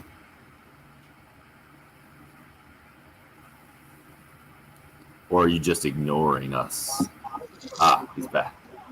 I was looking at the breaks. We're going to take all 3 this hour like usual? I think so. Okay, I got it. You ever heard of Herman Moore before, Patrick? I think so. That name sounds very familiar. Do I know who that is? Oh, the Lion. Yeah, I've heard him interviewed. I think does he do something for media right now? I've definitely heard him on a Redskins podcast. What a 25-year-old. That's the most 25-year-old answer I ever heard. One more. I heard him on a Redskins podcast. Yeah, because I remember him. Yeah, this is the guy. What does he do? Team 84. All right, got to go deeper than Wikipedia here on Herman Moore. It was when the Redskins played the Lions last year. Herman Moore was 6'4", by the way. I'm going to put high jump. There it is. Let's see if he got it. What did somebody say about Herman Moore? I thought he was 6'10", and I think, oh, wow, 7'3". That's impressive. I guess that record just got passed back in February. 7'3" is ridiculous. 7'3" what? Herman Moore high jumps 7'3". Oh. But Clifton was saying he was 6'10" tall, I think. And he was 6'4"? I guess people just weren't that tall back then, and he really stood out more. He's a really good player, man. And who was his quarterback? It was another Moore, right? I don't know. I mentioned that. Herman Moore, Virginia quarterback. Brain is not firing. QB. Moore. Helping me here.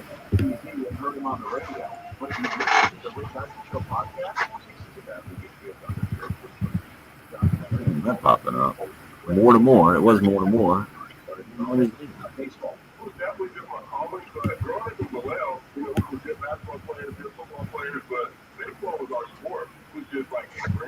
Do you know who gave Nate Oates his first job? Who did? Do you know? Nope. Danny White. Wow. Who is the brother of Mike White, the Florida quarterback. I mean, the quarterback, searching that. The Florida basketball coach, and the son of, Kevin White, the Duke AD. Wow. Sean Moore, dummy. Thank you. Sorry if you're yelling at your live stream right now. Not Kevin White, the wide receiver from West Virginia. Or Danny White, the quarterback for the Dallas Cowboys. Wow. Kevin White, I think, also a Gamecock running back in the day. It's a pretty common name. Probably a lot of them out there.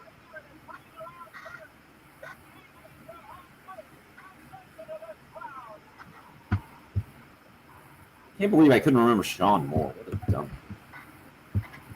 I was gonna. Yeah, Craig, you're right. Harold Carmichael, I looked it up. 6'8", tallest receiver in NFL history.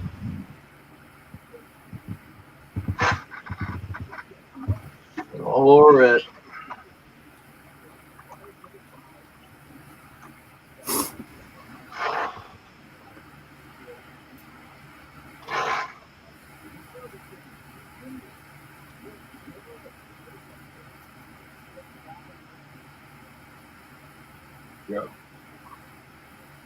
I gotta think at some point in his career, probably at Duke, Steve Spurrier had the idea to recruit basketball players to play wide receiver. If for no other reason than to throw it up to him in the end zone down near the red zone, like he did with Alshon Jeffrey, who was 6'3", but several of you have pointed out Alshon played much bigger than that, and you could see that back in his Calhoun County basketball days, where he was a heck of a basketball player. Won a bunch of state championships with Sam Frederick when they had that win streak really roll. And we all know, right, just because your listed height is one thing, that doesn't mean you necessarily play at it. Patrick, is there one guy that stands out as playing much bigger than he's listed in your mind in any sport? Like, appears to be, or lies? Because everybody on their college roster is about an inch taller than they actually are. So that's where your brain goes to. That's yeah, my brain goes to combine and Senior Bowl measurements and all that stuff because that's what they're really interested in. Remember there was the whole thing about Kyler Murray, like would he actually measure in at 5'9.5"? It was a huge topic of discussion. I don't follow the underwear Olympics that are the NFL Combine nearly as closely as you. I remember the hand size of Joe Burrow was a thing that we had fun with on the show.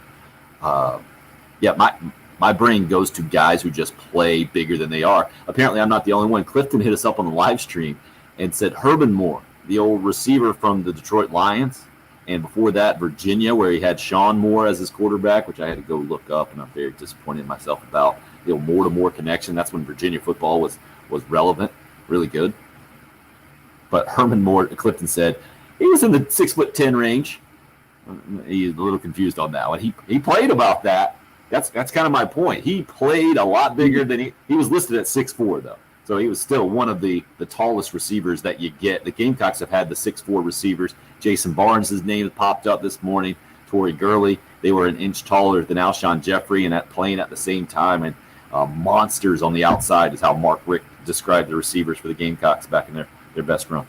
But there's also these guys, I think people think about them as bigger, like they physically in their minds thought they were bigger than they actually were. There's guys that play bigger. Like I was thinking of Tyrann Mathieu. Like Tyrann Mathieu hits and plays like he's bigger, but when you look at him on the football field, you don't actually think he's big. You can tell very easily that he is a small man that just is not afraid of contact and hits hard. But there are a lot of guys that he's the perfect example.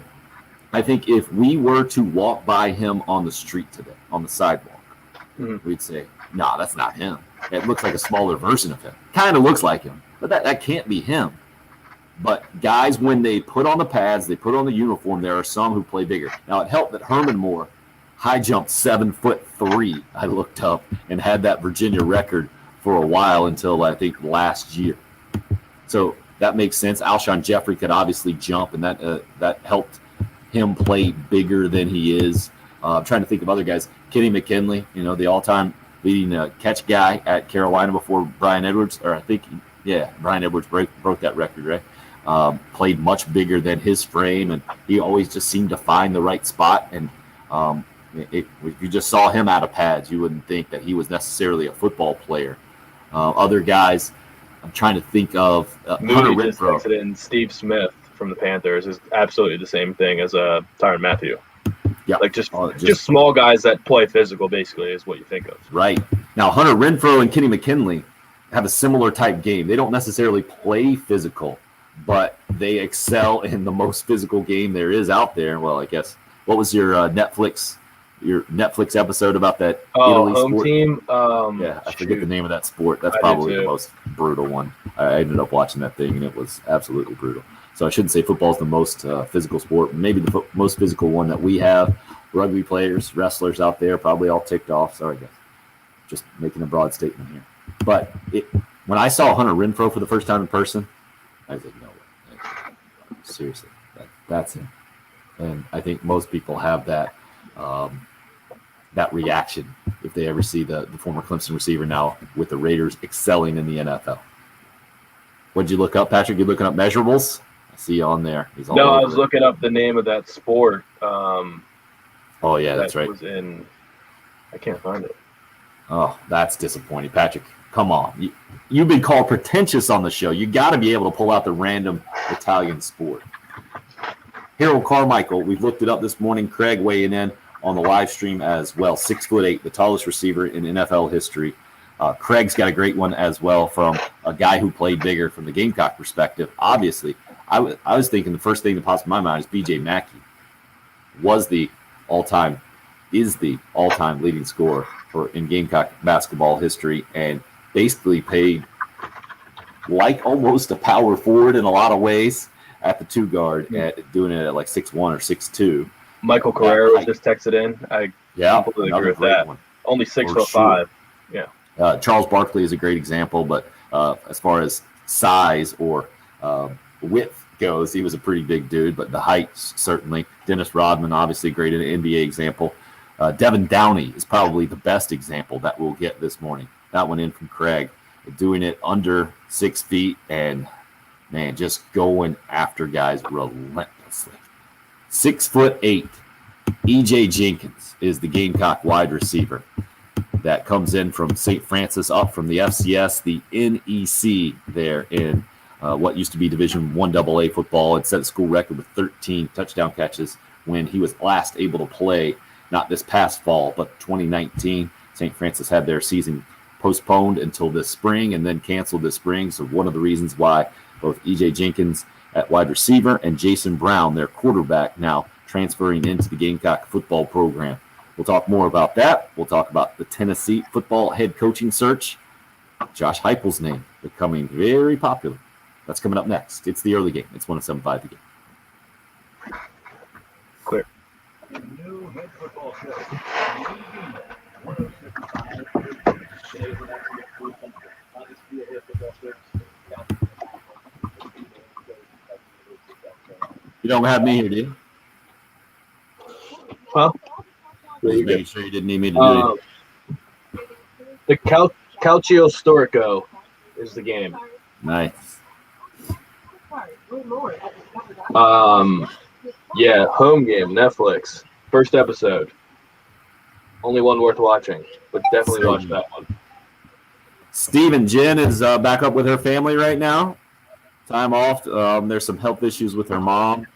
She was supposed to be back today, and it didn't work out. So she's going to be off all week, and hoping to have her back next week.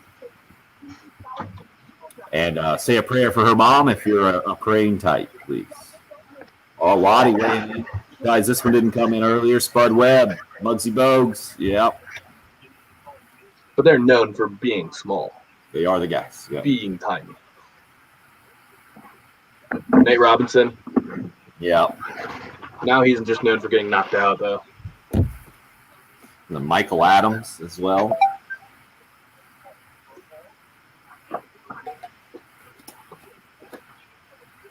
Bill's not even in yet. And you're taking shots at him? That's his thing.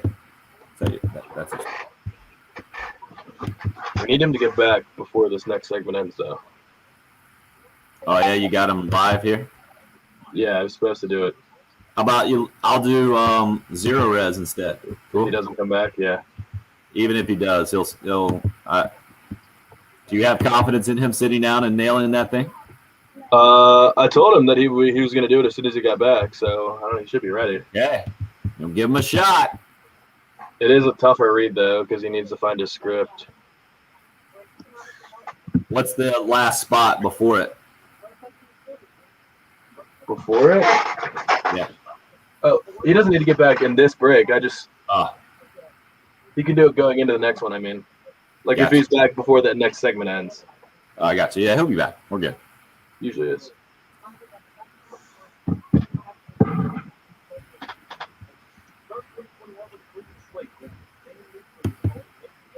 Gotcha, Steven. Appreciate the kind words. I know Jen will appreciate it as well.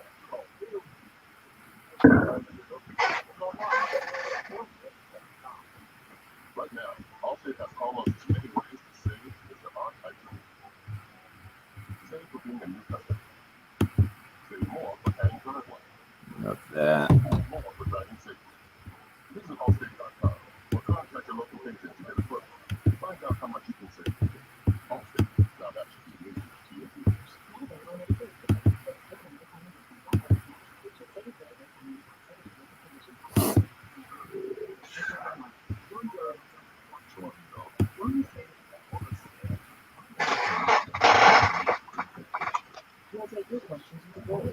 Oh, Colin Taylor had that article. I'm guessing you ate right up on Gamecock Central, looking at the PFF numbers for the 5 transfers. No, I didn't see that. That's right up your alley, sir. They don't grade FCS, do they? Apparently. Are Jenkins and Brown on that list? Yeah, there's 5 No, I guess they're the 5 previous ones. Yeah, you got to be right. All right, we're back.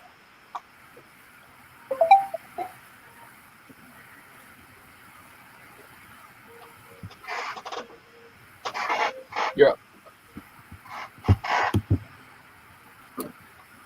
You're buying it, Patrick? Josh Heupel? I'm sure we think could call it the Heupel hype if we really wanted to be like that. You think you're buying it? Who should we ask? Wasn't at this stage all the hype behind Shane Beamer for the South Carolina job? I don't know. I think they want to get this done quickly, and Heupel does make sense.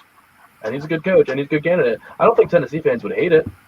So if this is if it's, I buy that it's a smokescreen more than it's throwing out a name to gauge what the reaction would be, or throwing out a name so that you can just drop a bigger name on them. Because like he is a pretty good candidate. But if it's truly he just gave 10 different staffers 10 different names, I love that people do that, and I hope that that's the case. So I would be behind that. I just remember John Dorsey doing that for the Browns, and there was all these rumors that Condoleezza Rice was going to be the next Browns head coach, and it went crazy on Twitter, and then immediately somebody lost their job the next day. Wow. Yeah, that was kind of your point earlier, Bill, right? That you're hearing that it's a little bit more difficult to get information out of Knoxville than it has been in the past because the new AD's in town, and nobody wants to be seen as the guy to leak information, the person to leak information early on in Danny White's tenure there in Knoxville, right? Well, I mean, you would assume. Well, there's been very little information that's come out regarding who exactly has been interviewed. I mean, you would kind of assume that maybe Billy Napier, maybe Jamie Chadwell have both, maybe at least had some kind of interactions. Let me interrupt you real quick, Bill, because Yahoo Sports now reporting. Breaking news here. Pete Thamel, just a few minutes ago, it's 6 minutes ago, saying that Josh Heupel is finalizing a deal to become the next coach. A deal expected to be announced today. That is much stronger reporting than just has emerged as a top candidate. So something that I was thinking about, I was driving back and listening to y'all talk about we need to discuss in the next hour, something that actually has me excited today. I think it's at 2 o'clock Eastern, 1 o'clock Central. The SEC is going to announce their football schedule. They're going to announce the schedule. So we talked about, so you look at that Tennessee game. I don't know if is there any must-win games on South Carolina's schedule this year? Because I got to admit, Tennessee's up there. Yes. Well, you're saying there are, obviously, if you're saying it's up there. All the non-conference games that you check off as wins. You got to win them. Well, yeah, I mean, outside of that, Troy and East Carolina. Outside of that, I would put Vandy in the category, and that's it. You were talking about expectations. I asked you about the transfers coming up from St. Francis. So you turned that into you don't know what to expect for anybody for the whole season. But there are some must-wins for Shane Beamer in year number one, no doubt about it.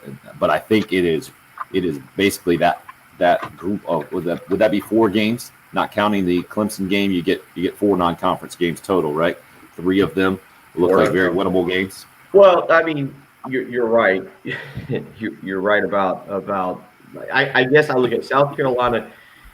It should be favored against Eastern Illinois, Troy, and East Carolina. Should also be favored against Vanderbilt. So I don't know if they're certainly must wins, but I guess if you look at it and you say the 3 toss-up games, the 3 massive toss-up games, Missouri, Kentucky, Tennessee. Kentucky's in Columbia, Tennessee's in Knoxville, Missouri is in Columbia, Missouri. 2 of them are on the road. Kentucky I throw into that group because, again, I think Kentucky's the more stable, better program, but I also don't think South Carolina's that far behind them with the new coaching staff. I don't think the talent on both teams is that huge of a gap. I do think Kentucky's more talented, but I don't think Touchdown Terry's gone, though, and you've beaten Kentucky every time you've played them without Touchdown Terry. That's a good point. That's an excellent point. You're right about that. When he lost a Touchdown Terry-less Kentucky team in over a decade. Yeah, no, they definitely have, Patrick. They lost 5 in a row. Kentucky won 5 in a row. Right? That's what he's saying. They didn't have Touchdown Terry. Yeah. They had Touchdown Terry for those ones. Oh, I guess the first one. They didn't have for the first one. No, he was a JUCO guy. He did not play all those games. Oh, really? I think he played 3 of the 5. Stop the hype, Patrick. Oh, yeah. Wasn't it Steven Johnson? Yeah. Let's go back. You talk about Josh Heupel being announced. I mean, these are the 2 programs that you feel like could surpass Missouri or Kentucky quickly if they can find the right guy, if they can get it going. And so when you look at that, It makes you wonder. All right, you look when that game could be. Now, South Carolina, the first two games, Eastern Illinois and East Carolina, are going to be the first two games of the season. So, kind of like Muschamp, who I thought was going to catch a breather. I think that was the first really bad break of 2020 for Will Muschamp, and then it all obviously snowballed. I thought having Mike Bobo come in, having Coastal Carolina, and then I cannot remember who the second game was supposed to. It might have been East Carolina, actually. Yeah. In the second game. Right. So, but I thought getting those 8 quarters might have really helped South Carolina. But what I say that is Shane Beamer gets 8 quarters. South Carolina should be favored against Eastern Illinois. East Carolina is a road game. You got to go up to Greenville, North Carolina. South Carolina hadn't been there since, I believe, 96. Anthony Wright was quarterbacking. They won 26-10, I think, that day, or 26-0. But that game is on the road. But where does that Tennessee game get placed? Could you have Tennessee? Tennessee won't be the third game. That's their typical slot against Florida. But do you get them too far after? Who do you want to get into this next hour? Who do you want in that third game? And then is there a must-win against, say, a Tennessee, a Kentucky, a Missouri in Shane Beamer's first year? So, Bill, I certainly want to talk Gamecock football, but you just kind of went right by that Josh Heupel news, man. I mean, maybe you bought it a lot more than I did. I am very surprised by this. I thought it was a total smokescreen, but Danny White, the UCF athletics director, just hired, 2-3 days ago. Now, within a few days, bringing his football coach with him. That is quite the package deal that Tennessee is getting to try to get a handle on what was a complete mess just earlier this week, right? Or was it Sunday before they hired Danny White? This has happened very quickly, and obviously these two guys are going to be tied together. You can't have a successful AD if your football coach, the guy that you brought with you, isn't successful. This is to me, I'm very surprised by this. Just knowing Josh Heupel with his Oklahoma roots, obviously Heisman Trophy quarterback, tremendous player, then having success as the offensive coordinator at UCF under Scott Frost before becoming the head coach. But that trend has gone down lately of wins. They've gone 12 to 9 to 6, I believe, in the last 3 years, the 3 years that he's been in charge there. But now the report is, I'm reading this from Austin Price, that here in 13 minutes, Knoxville is not in that central time zone, right? That's Nashville. So in 13 minutes at 8 o'clock this morning, Danny White's going to meet the team in Tennessee. Expected to tell the players that Heupel's their new head coach, and then a plane right now is on its way, according to this report from Austin Price, to Orlando to pick up Josh Heupel, bring him to Knoxville. I think that's Josh Heupel, the coach. I mean, I'm with you. I think that's very interesting. I think that's now the question. The big question is who is the defensive coordinator here? Is it going to be Kevin Steele? Is Kevin Steele sticking around? And if you're Josh Heupel, man, there's kind of some rumors. Obviously, we kind of heard about it with what may have happened in Auburn with Kevin Steele. I don't know what Josh Heupel's relationship with Kevin Steele is, but is that the guy you want on your staff as defensive coordinator? Do you feel comfortable with him? I mean, look, Tennessee's a fractured athletic department right now. You trust Kevin Steele not going in there somewhere and trying to create a little tension? Or you got your own defensive coordinator you want to bring? Are they forcing him to keep Kevin Steele? It's going to be all interesting to watch. We'll continue to discuss the Tennessee situation. Again, the reports, Josh Heupel going to be the next head coach. The deal almost done, or the announcement going to be made here in the next few minutes by the athletics director to the team. And he's en route on a plane from Orlando to Knoxville right this second. Plenty of Gamecock football to discuss as well. It's the early game here on 107.5 again. Clear. All right, see you number. And you're listening to the home of the Gamecock, the Mid-State Chief at the Eastover, Columbia, 107.5 the Game. Josh Heupel, maybe a game changer for Tennessee. We'll discuss more as we go on. Could it be a game changer for the South Carolina program in terms of competing with Tennessee? It's all part of the discussion. I can tell you what is a game changer.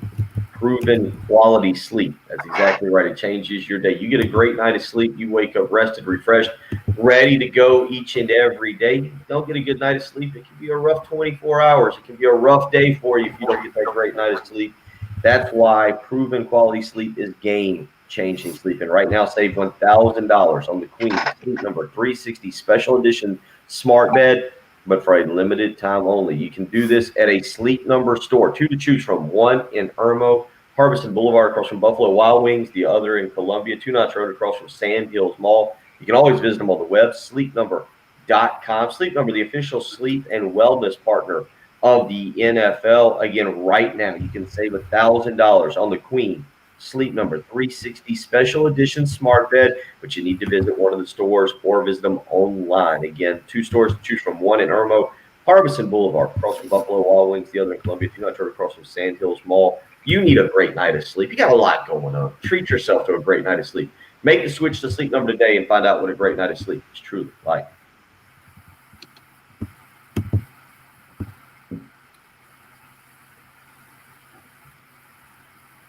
Brian Edwards, you see your boy? I genuinely feel horrible for Vols fans. All right. Oh, you're talking about the guy, not Brad. You're talking about Brad, Vegas Insider. Yeah. Because it never ends. One and done Lane in 09, 3 years of Dooley, 5 years of Butch, and 3 years of Pruitt, now Heupel. Obviously, pending sanctions and violations made this tough. Woo. Yeah, I think Gamecock fans got to feel good about this, don't you, Bill? That's what, yeah. I mean, that's what I would get into. Let me get some coffee here real quick. But yeah, I think that's I think if you're South Carolina compared to some of the other names that were thrown out there, he could be a good hire. I'm interested in who the defensive coordinator is. That's what I want to know. I think it's got to be Steele.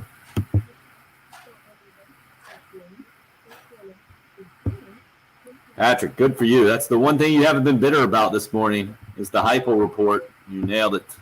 I was way off. I'm glad that got confirmed during the show.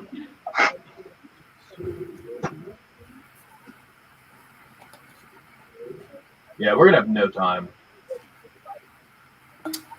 Obviously taking the extra minute. Yeah. Got it. Matt Connolly says UCF went 6-4 this year and allowed 34-plus points in 6 of 10 games. Whew. To American Athletic Conference opponents? There were some people last night trying to show some stats that his team was improving every year. Improving by losing? They were showing some kind of S&P index. That's so ridiculous. I was trying to figure out how to spell Heupel in my head last night at some point. I was like, yep, I got nothing.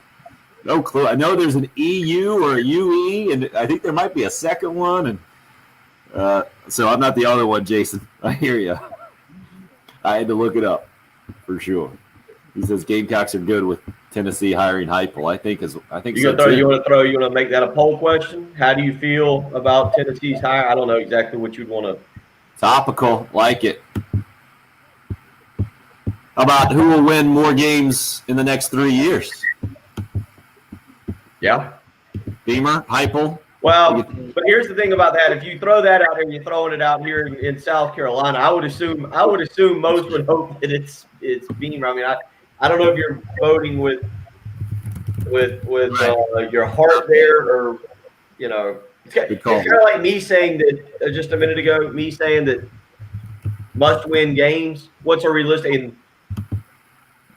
What was it, JB or who was it? Who was it on the Twitter? All must-win games, Bill. They're all must-win games. No, a must-win game is the game where we get actually upset if they lose. Eastern Illinois does fit that bill, but they should win. I mean, that's a should win or a. We don't know if we let you back in the locker room after you lose game.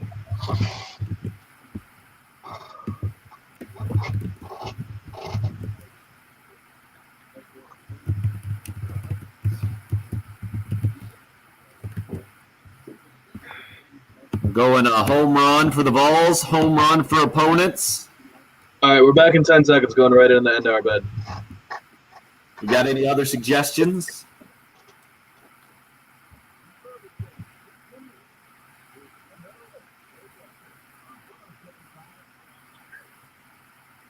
You're up.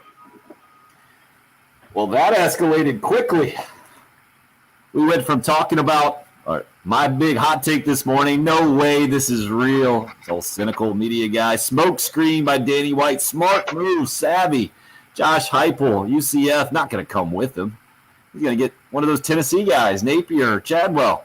And it looks like Yahoo Sports, I think the first I'm seeing reported, that it's near done. Josh Heupel going to be the Tennessee head coach to replace Jeremy Pruitt.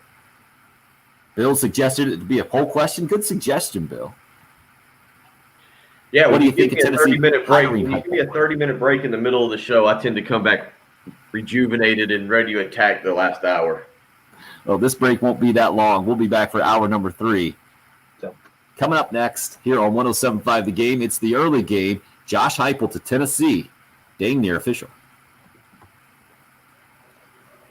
Clear.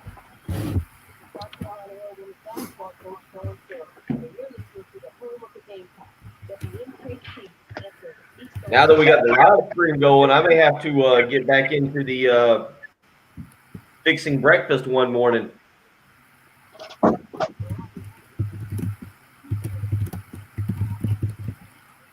Go for a biscuit right now with some eggs, bacon, or sausage. I like how you say you can do it because we have the live stream back. When you get the most benefit out of that, not the viewers. You can do it. He's clamoring. So many comments out there. Please fix some breakfast. Yeah. Please let us watch you make eggs. Something to do instead of just sitting here. All right, give me some 2 other options for Heupel. Home run for the Vols, home run for opponents. What else we got?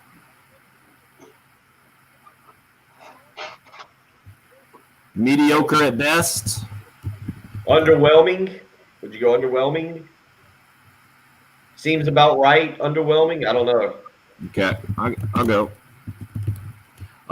As good as they could do? Yep. You go. And just go not impressed. How about that?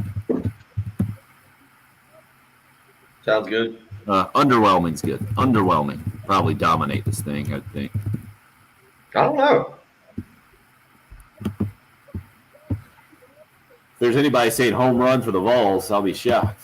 Vols fans. What was it, Tennessee Mike? I don't think so. I'm sure Gamecock Larry's cackling somewhere. Yeah, maybe we can get him on here. Oh, yeah. We need more Gamecock Larry. Hey Bill, have you seen this GameStop situation that's going on right now? Yeah, I was reading about it last night. What's up? Apparently, a bunch of hedge funds have been shorting GameStop for a long time and have a lot of money tied up into it. So a bunch of Reddit traders have just teamed up to all buy mass amounts of GameStop, so that it'll make the shares go up and make the guys shorting GameStop buy even more of it. And apparently, hedge funds have lost $5 billion in the last 72 hours on GameStop. And one hedge fund called Melvin Capital or something like that is on the brink of shutting down, and Steve Cohen had to bail him out. So he basically owns a new hedge fund now because Reddit trolled the hedge funds that are shorting. GameStop. They went in. I was reading about short selling last night to try and completely understand it. I still don't grasp it, but you buy it. I guess you borrow it from someone. You borrow stock. This is where I still hadn't figured everything out, but you borrow it and you sell it, then you buy it back when it goes down and you give it back. So there's a time frame, short sell obviously. So but what's happening is the price isn't coming back down for them to be able to sell it or give it back or whatever. Yeah. Oh, good, Jason. Good to hear from you. Perennial Birmingham Bowl would have been a good option for the poll question.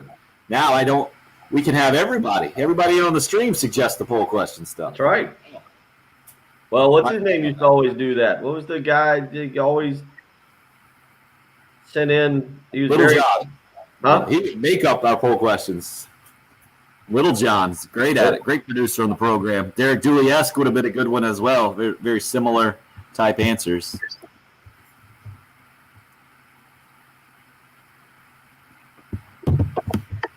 All right, so tonight, what's the plan here? We're gonna hop on this old live stream. You're gonna send out a link here and hop on the second half or the end of the game, or Yeah, what do you want to do?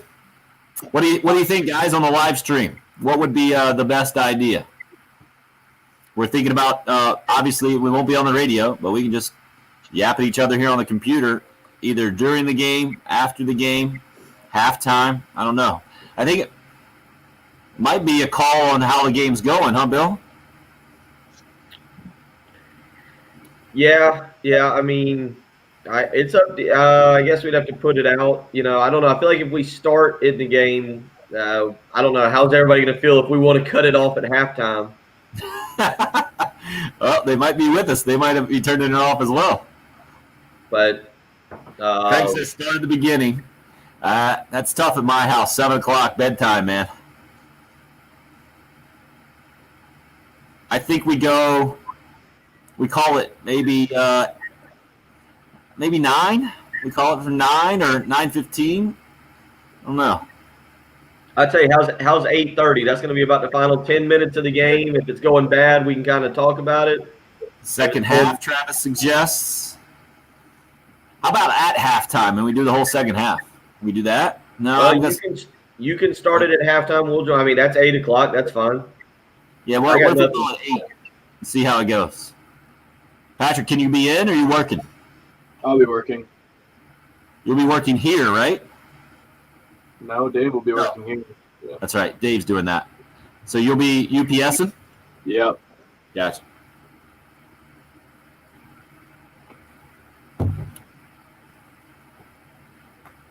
Halftime is good, but I have the first right of refusal if we stink, Jason says.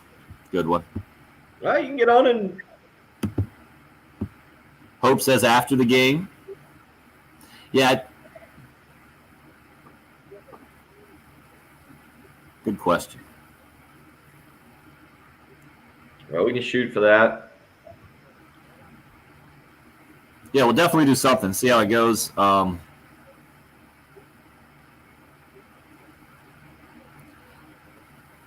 I don't have the setup that you do, Bill, where you can watch the game over the screen right now. I was just thinking I'm in the little sunroom. I can move to the living room or I could do it. I could sit in my bedroom. I got all kinds of places. I need to get a not going to LJ's tonight. Not going to LJ's. I went Monday night. I'm not doing dry January, but I've started taking the middle of the week off from any nighttime activities.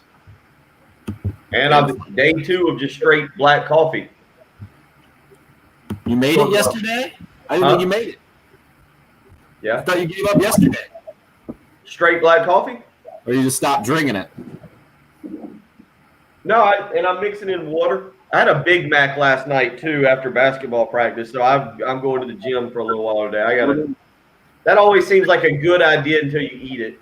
Like I used to eat Big Macs. We're back. Stop talking Big Macs. Got it. All right. Yeah. Tennessee didn't take too long here. Once they got Phil Fulmer out of town, I feel like this thing got wrapped up real quick. And it turns out to be a package deal. Yahoo Sports, the first I'm seeing reported. Josh Heupel going to be the next head coach on Rocky Top. Heupel, Heisman Trophy winning quarterback at Oklahoma a couple of decades ago. Became the offensive coordinator. That's when I started paying attention to his coaching career with Scott Frost and the national champions, in quote, in 2017. UCF team that went undefeated. Then he takes over for Frost when Frost jets for Nebraska. And now, after 3 seasons where it was a 1-loss team his first year, a 3-loss team his second year, this year they lost 4 games, 6-4 in a shortened year. Heupel heading to the big time, headed to the SEC. We got a poll question up and rolling right now. The Sudeth Automotive poll question at Tim Hill 1075 asking you, what do you think about the Heupel hire for Tennessee? You got 4 options. Home run for the Vols, home run for opponents, as good as they could do, and underwhelming. those last two battling it out with the exact same amount of votes right now for first place, as good as they could do, or underwhelming. Bill, I'm going to go underwhelming here, especially because their AD's coming from there. And especially knowing that Billy Napier and Jamie Chadwell, two of the hottest names in college football right now, are from Tennessee. I just assumed that it would be Napier's job if he wanted it number one, and then Chadwell number two. There's a lot. This is surprising to me. There's a lot to unpack here. Russell Smith, I had to look and see who this is. He put out a tweet at midnight. He hosts The Drive on Fox Sports Knox, so a Knoxville sports station for Fox Sports, 3 to 6 in the afternoons. He put a tweet out last night. Read this. I'm going to read this and then just take it how you want. Tennessee football. Phil Fulmer's last official act as athletic director was to set Kevin Steele up with a 2-year contract for $450,000 per year. Steele may very well end up staying on the job less than a month. If setting $1 million on fire for no reason doesn't sum up Tennessee's past 12 years, I don't know what does. And this is while Auburn still owes him $5 million, I think. They're paying. Well, and then this is funny. So, a buddy, you mentioned a buddy of ours that has been on the show a couple times, Brian Edwards Sports, Vegas B Edwards on Twitter. He just tweeted out. He retweeted Russell Smith's about that, and he said this, all caps, and this is a good point that Brian Edwards points out. This, and it blocked any shot at Gus Malzahn, who would have been a much better option than Heupel. No doubt. Sure. No doubt. Like Phil Fulmer, but Josh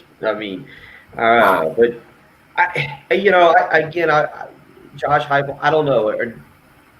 It's kind of one of those hires. He was an innovative. He's considered an innovative offensive guy. Now, I think he did technically get fired from Oklahoma several years ago under Bob Stoops. I think he was fired. He went to Missouri as offensive coordinator at Missouri. I believe he was one of the few people that Will Muschamp really didn't have much of a problem shutting down as an offense. Remember, Drew Lock, say what you want about Muschamp and the defense, they had some success against Drew Lock for the better part of his time there and forced a lot of errors. And Heupel was offensive coordinator from 2016 to 2017 for Missouri, quarterbacks coach.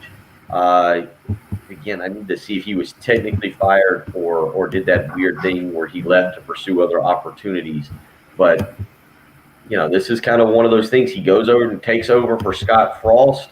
I couldn't tell you how much really Scott Frost left Josh Heupel. Certainly he left him Mackenzie Milton, who's been very good or was very good before the incredibly nasty injury. But that was following termination from Oklahoma. So, yes, terminated, not left for other opportunities, terminated. Tim, I don't know. Again, I think if you're an Auburn fan today, you're kind of looking at this going, all right, well, who's the defensive coordinator? What does the staff look like? And you're hoping that he can run an innovative offense that's going to be able to put up points. Patrick, you pointed out, Nick Saban says that defenses don't win in this league anymore. This is an offensive league sport anymore. Yeah, it's true. That you've got to have a guy who's got an innovative offensive mind. So the question is Josh Heupel more Lane Kiffin or is he more Chad Morris when it comes to the SEC? We've seen Lane Kiffin, he can figure out how to score points in the SEC. But Lane Kiffin's had success. You look at Lane Kiffin's, right? He wasn't bad. He wasn't awful. I don't know how many other schools would have fired him at Southern Cal when he was fired at Southern Cal. You go back to his tenure at Southern Cal, and I don't know what the expectations were. I don't know. Remember, there was a lot also going on, not in terms of probation or any NCAA stuff. But there was a lot going on there, kind of with that program. The least amount of success that Kiffin has had was with the Oakland Raiders, which we all agreed was like an insane hire from the get-go because he was like 31 years old. But if you look at it, Lane Kiffin has been a head coach for 6, 7, 8, 9 years. He's got one losing season. Florida Atlantic, he was 5-7. Again, Southern Cal 8-5, 10-2, 7-6, and 3-2. Like they're out there holding on to Clay Helton. You know, like he's gold. Kiffin, he was getting through the end part of those sanctions, and they dipped out a little bit, and they fired him. I don't think they're holding on to Clay Helton like he's gold. I don't think they're very happy with what's going on right now, but they weren't in a position to fire him. The last 2 years? I mean, they had to talk about it and announce that they weren't going to fire him. So it's not, you don't have to do that if you're really happy with what's going on.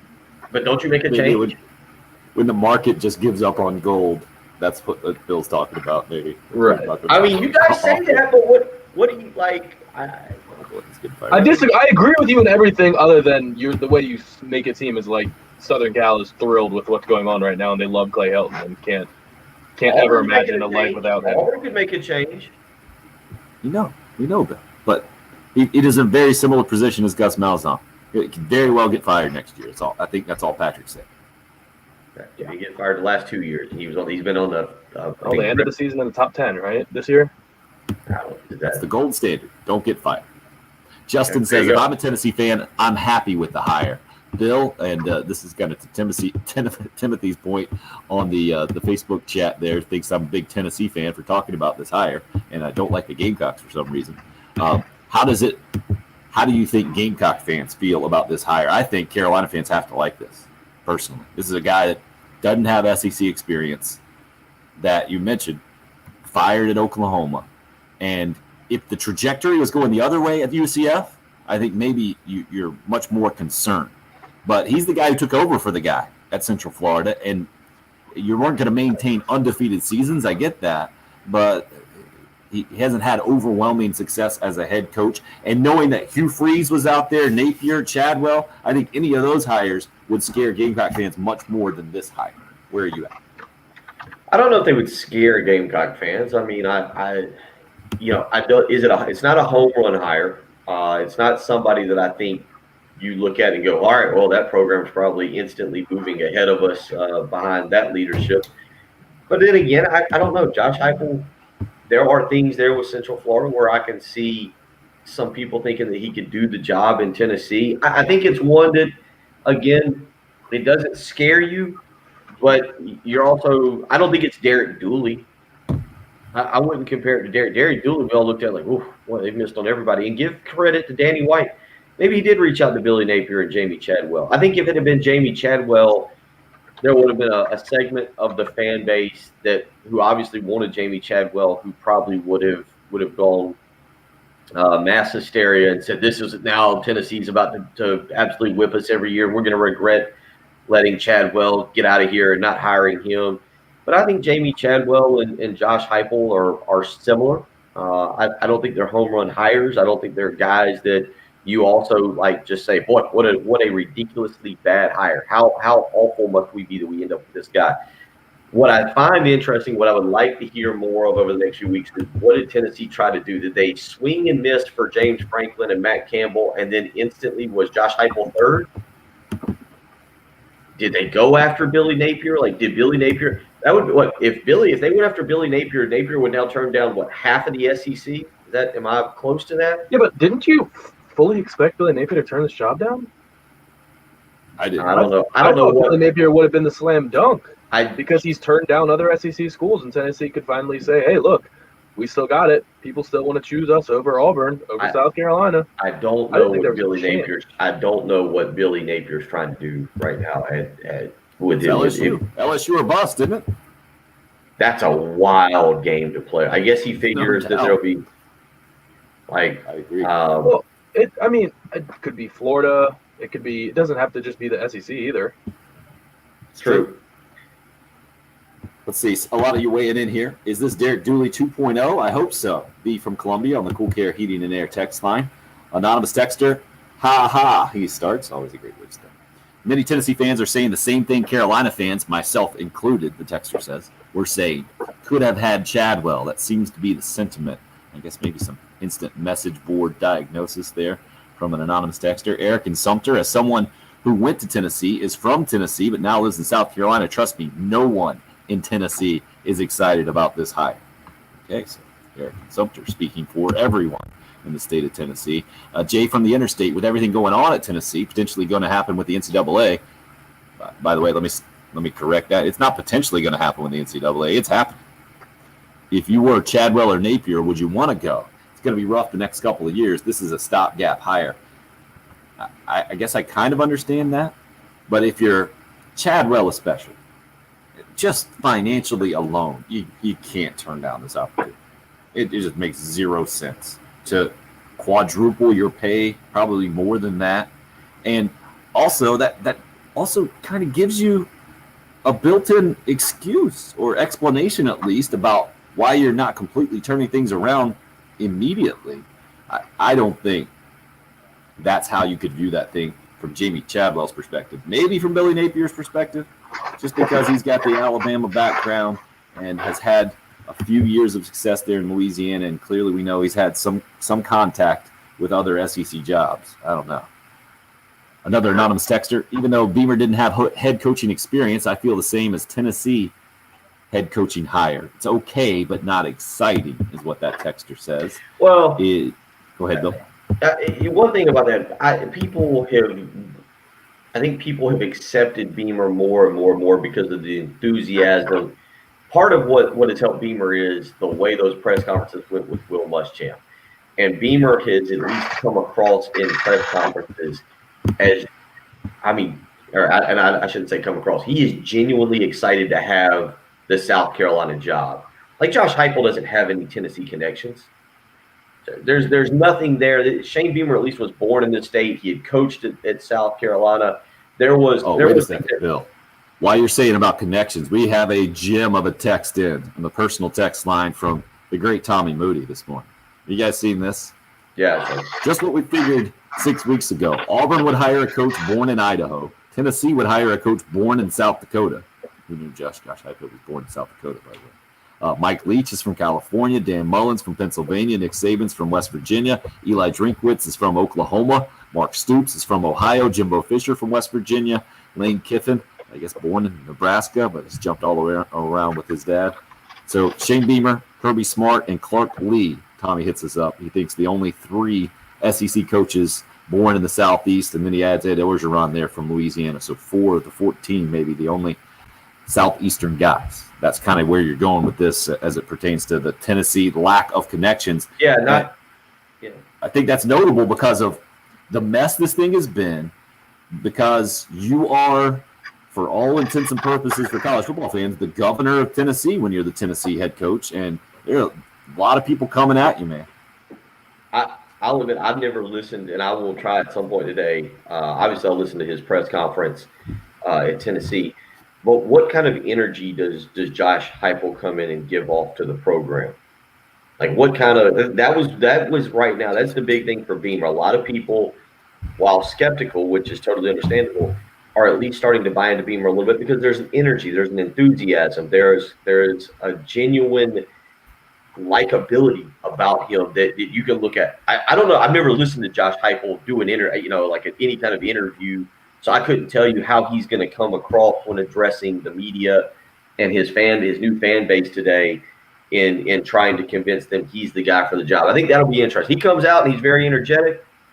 If he comes out and he's very energetic and he's a guy that, sells the vision, maybe people are willing to buy in a little bit and give him time. He comes out and he's, kind of a toad up there and just not very energetic.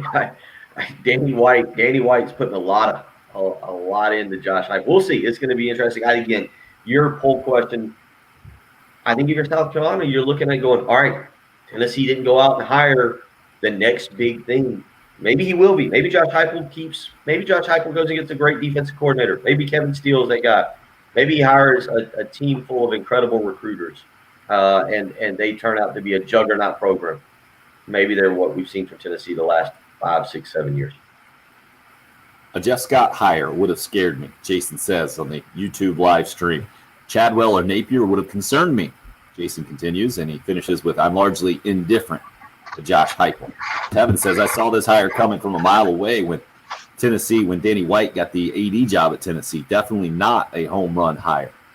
Jason P. hits us up, says, I expect a lot of people to turn it down, but what the heck is Napier doing? Tevin says Napier definitely wants LSU. Travis says, I'm starting to wonder if Chadwell isn't as sought after as many want to believe.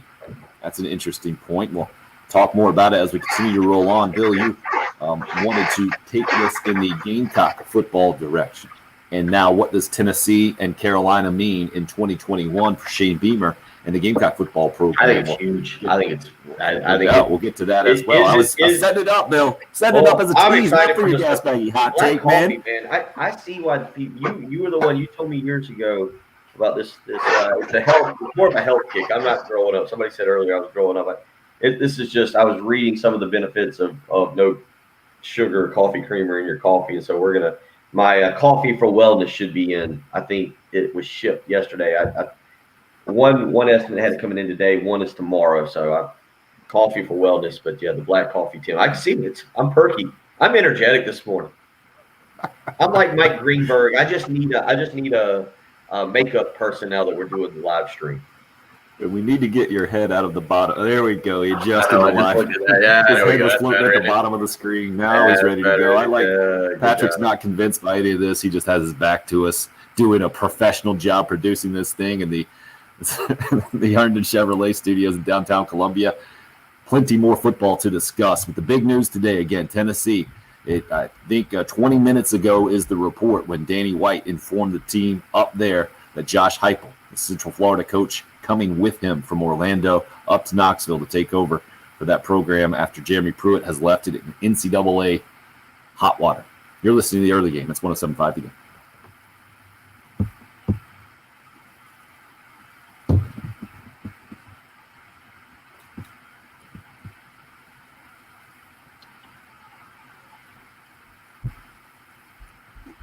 Oh, I didn't know whether I needed to do my little live endorsement there or not. That was fun. Yeah, Waddy, I'm gonna give you black coffee here. We're gonna give it about a 2-week try. I mean, I'm well aware that my modeling days are over. We just are trying to be in decent shape. Now, I always pair the black coffee with scotch on the rocks or with water, taking the old soda out of the drinks as well. Are you consistent with that with your bourbon or not yet? Yeah, I have not had I don't drink Coke or I don't drink dark soda. I mean, I will like once every 6 months, I might have one, but I tell you what, that's one of those things where if you go 6-8 months without drinking a dark soda, when I got divorced, I went like a year and a half before I drank, because when I was married to Amanda, I used to always drink Coke and Crown. And the first thing that I did, not necessarily on purpose, but changing, was going to ginger ale and Crown.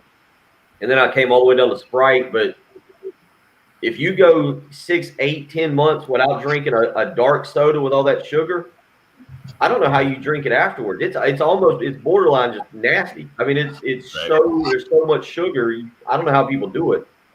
Whoa! Look what Waddy did there. Lost more than 50 pounds.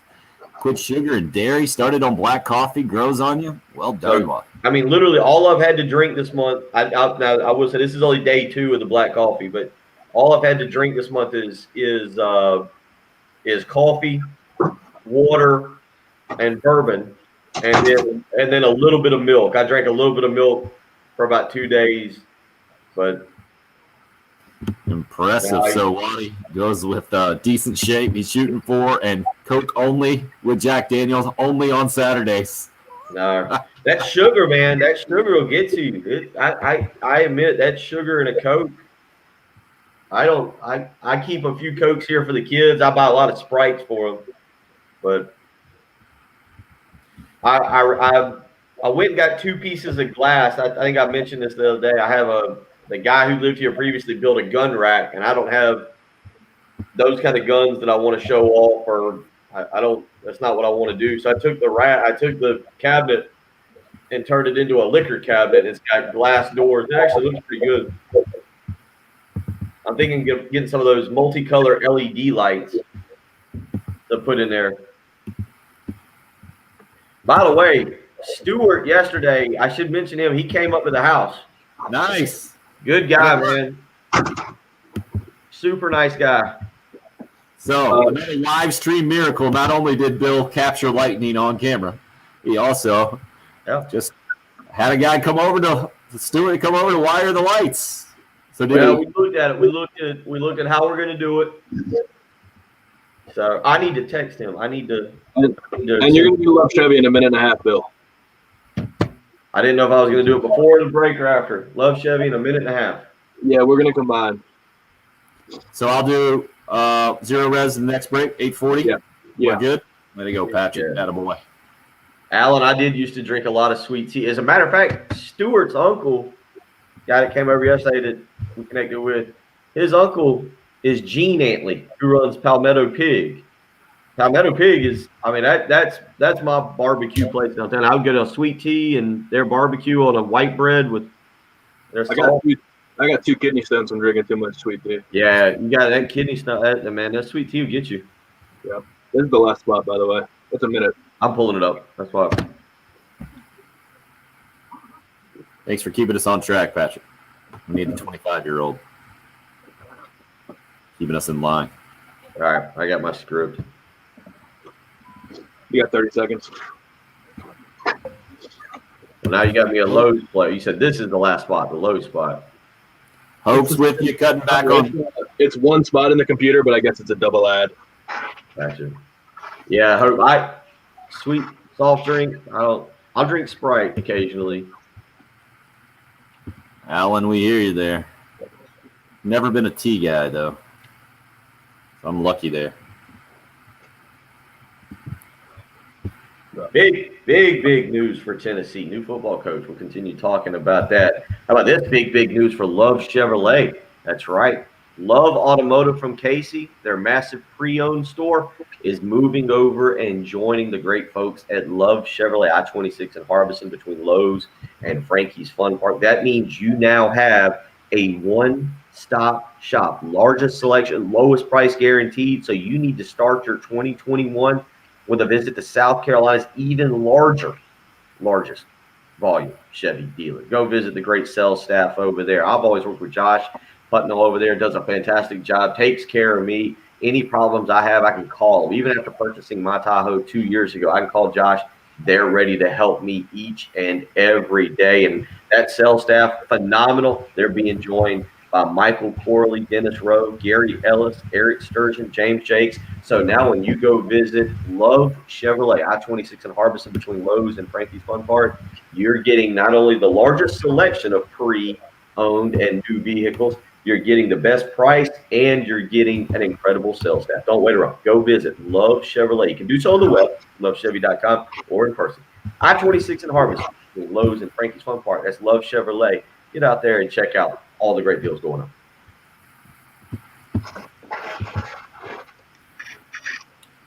All right, getting back to the show now.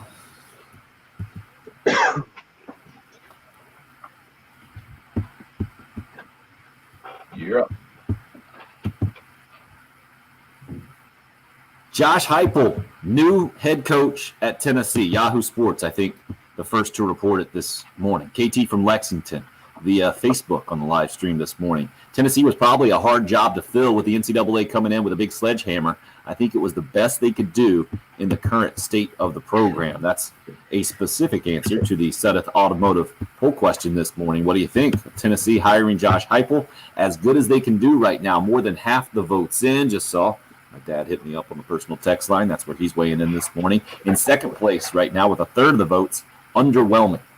Home run for opponents is edging out home run for Vols in third place at Tim Hill 1075, where you can go and vote. That poll will go final here towards the end of the show in about 30 minutes or so. Bill, where do you vote on that one? What do you think of Tennessee hiring Josh Heupel? Outright for them. I don't know what I expected, guys. I don't know what I expected, and I also don't know. I guess I want details like did they talk? Did they talk to others? Did they talk to Napier? Did they talk to Chadwell? Did they? Who else is out there? I mean, there was some rumors about trying to get Lane Kiffin back. Did they at least kick the tires on that? Here's one. A couple text in. A couple things that came in, and I like these. Resident Pittsburgh Penguin fan James says, "How many SEC teams have the same coach they had 6 years ago? Seems like a massive change of guard." James, we talked about this, I think last week. Somebody put out a stat. Since the last time we went to SEC Media Day, which was 2019, 2 years, 8 coaching changes. Now, you don't even have to go 6 years back. 8 coaching changes in the last 6 years. So you think about the guys that are being cycled through, and anonymous texter weighs in and says, Tom Herman. What? Huh? Oh, did he say how many have lasted over 6 years? No, they had 6 years ago. I think you're right, Patrick. I'm doing very quickly in my, is it? I think you're right. Yeah, good call. You had 8 out of 14 here in the last 2 years switch coaches.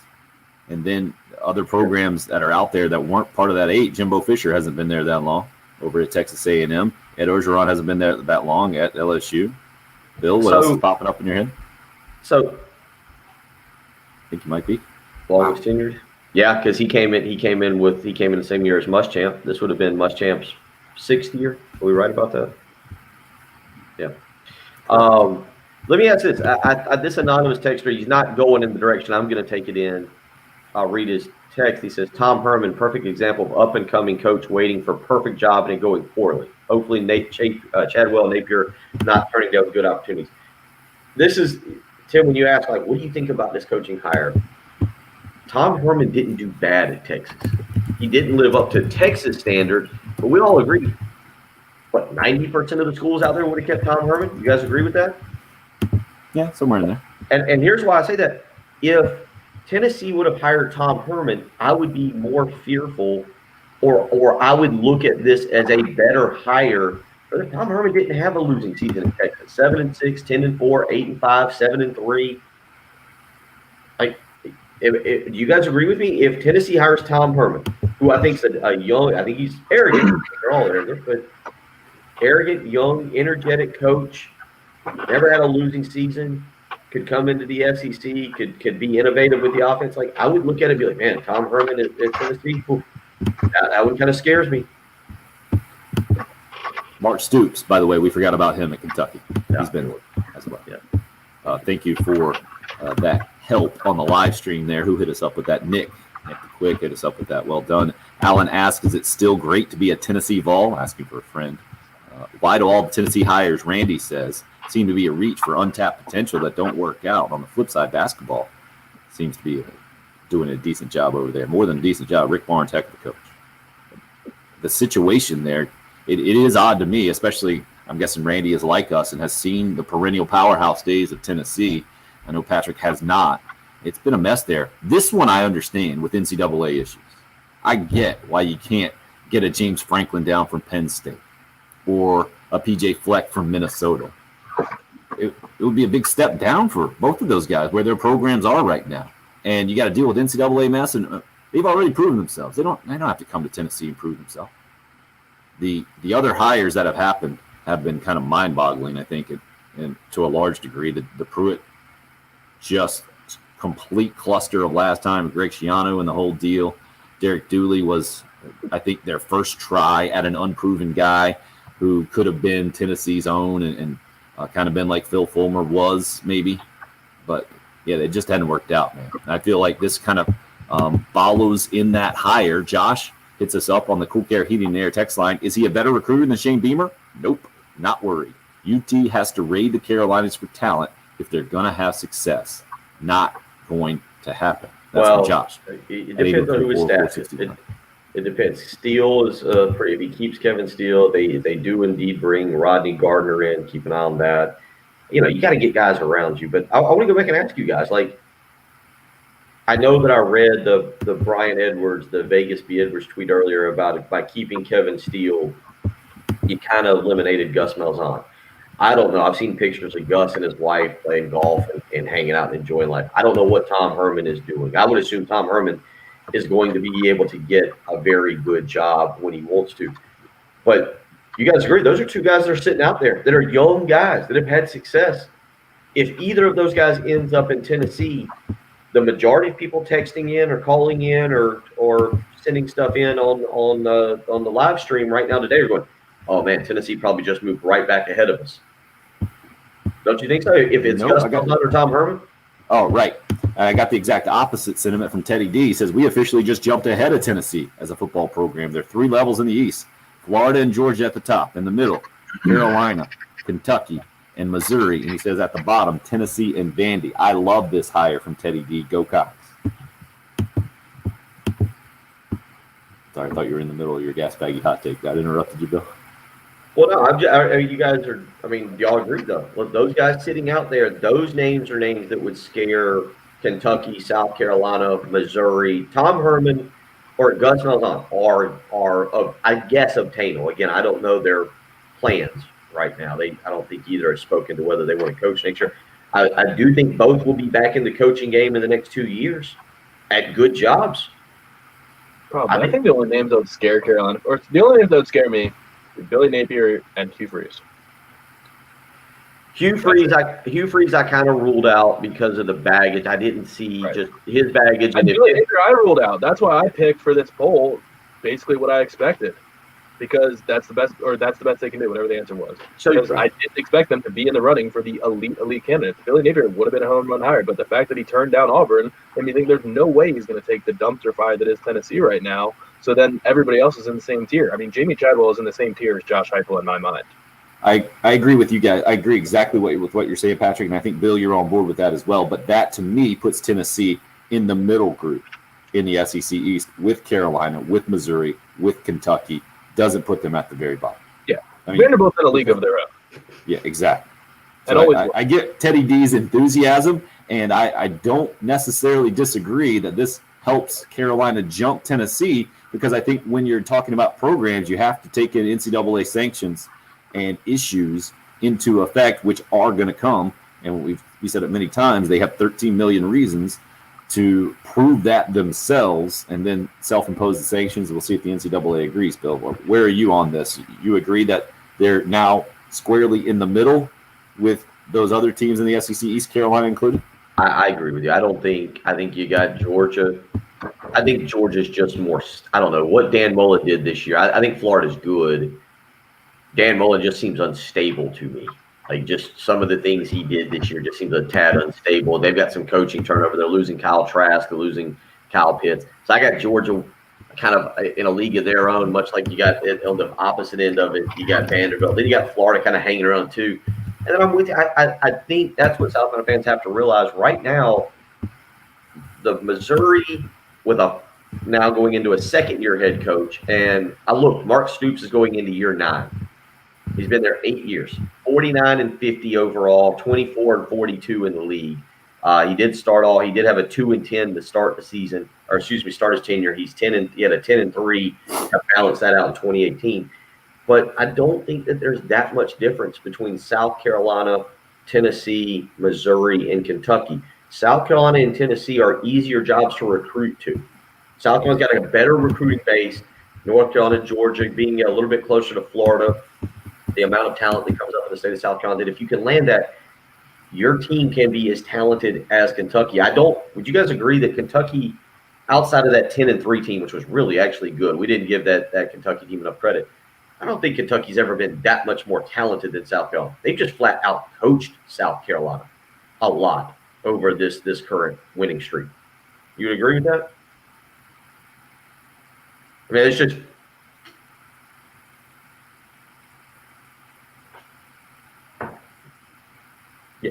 Yeah, I don't think that necessarily that it's, and so I'm with, and Tennessee loses a lot, and they're going to go on sanctions, but Tennessee can still recruit. They're still going to be able to recruit to that campus, to that facility, to that tradition and that program. And Josh Heupel will be able to do that. Now, can he coach them up? Tennessee has not lacked for good players over the last few years. They've lacked good coaching. They've had a coach trot out a trash can as a wonderful idea for turnovers. They've had Derek Dooley. Jeremy Pruitt as a coach was kind of a dud. I mean, South Carolina's the same way when you look at Will Muschamp. Craig, appreciate the link. Pat 40, I think relaying some stuff from Sports Illustrated. and Pete Thamel looks like is the guy that's been all over this thing. But saying that Heupel was the choice after Danny White took some swings and misses elsewhere, Clemson offensive coordinator Tony Elliott likely gave the job the most serious consideration before opting to stay put. And I think you can put Elliott on the list of names that would scare Gamecock fans more than Josh Heupel. I get what some of you are saying here. Thomas says Heupel doesn't have SEC experience. Our coach doesn't have head coaching experience. Heupel is 28-8 as a head coach. Does it scare me? No. Very few hires at better programs scare me. They may struggle and we may beat them a few times, but it'll have far more to do with off-field issues they're dealing with. Well, that's kind of my point as well. You got to have such a strong head coach come in right now at Tennessee because of what they're facing, and because he's also dealing with a recruiting struggle Here, because I understand, Bill, you can recruit to Tennessee. There's no doubt about it. But you can't recruit to Tennessee in 2021 like you could 10 years ago. well, Or certainly not 20 years ago. you bring up this is a very good point of Josh Heupel. He's never had to rebuild a program. Oklahoma was getting who they wanted under Bob Stoops. He walked into a great situation. Utah State and Missouri are what they are. He stepped into a great situation in Central Florida. Scott Frost listed him a lot. The situation he inherited, he inherited a better team at Central Florida than he is inheriting at Tennessee in 2021. That's a concern. At least nobody is a fan of Willie Taggart now. But remember, Willie Taggart at least took over a bad Western Kentucky team and made them better, and then took over a bad South Florida team and made them better. Obviously, it didn't go well at Florida State. Oregon was 6-6 1 year. But at least that was the argument for Willie Taggart is, hey, this guy can rebuild programs. Josh Heupel didn't have to rebuild Central Florida. He stepped into a great situation. So that's the news of the morning. It's not officially official, I don't think, but it's all but then that Josh Heupel will be the new head coach at Tennessee, coming with his athletic director, basically, from Central Florida. 803-404-6100. A bunch of you continue to weigh in via text on the Cool Care Heating and Air text line. Interesting anonymous texter says, kind of sounds like South Carolina and Tennessee got who they could. Both programs in the same boat. AJ says, what's the fascination with James Franklin? Somebody explain it to me. One word, AJ. Vanderbilt. He won at Vandy. That's all you need to. That is the ultimate compliment in college football. He's winning it. I know this year was odd, but he's been winning at Penn State. Like, he's had some really good teams at Penn State. This year obviously didn't go as planned, but I mean he's considered an energetic guy, a recruiter, charismatic, and you look at his tenure. You're right. He won at Vanderbilt, and then 11-3, 11-2, 9-4, 11-2. That 4-year run at Penn State. Now he started 7-6, 7-6. He's done well. Rose, Fiesta, Citrus, and Cotton Bowls for the last 4 bowls they've been to. Didn't go to one this year. One texter sent us in a picture of new Tennessee jerseys that had the McDonald's logo on it earlier. And Matt says, with all these UCF administrators and coaches, I expect Tennessee to be claiming national championships before you know it. Feel free to, definitely anticipate more of that coming on social media today if you haven't seen it already. Again, 803-404-6100. We're up on the live stream as well on YouTube and Facebook. Dramatic conclusion of the show coming up next. It's the early game. It's 107.5.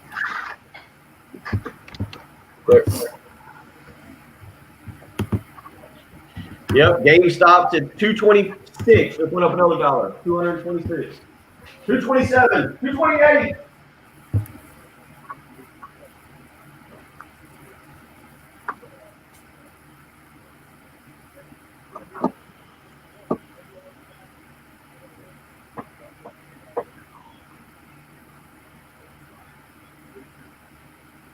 Talking a lot of new this morning as it pertains to college football.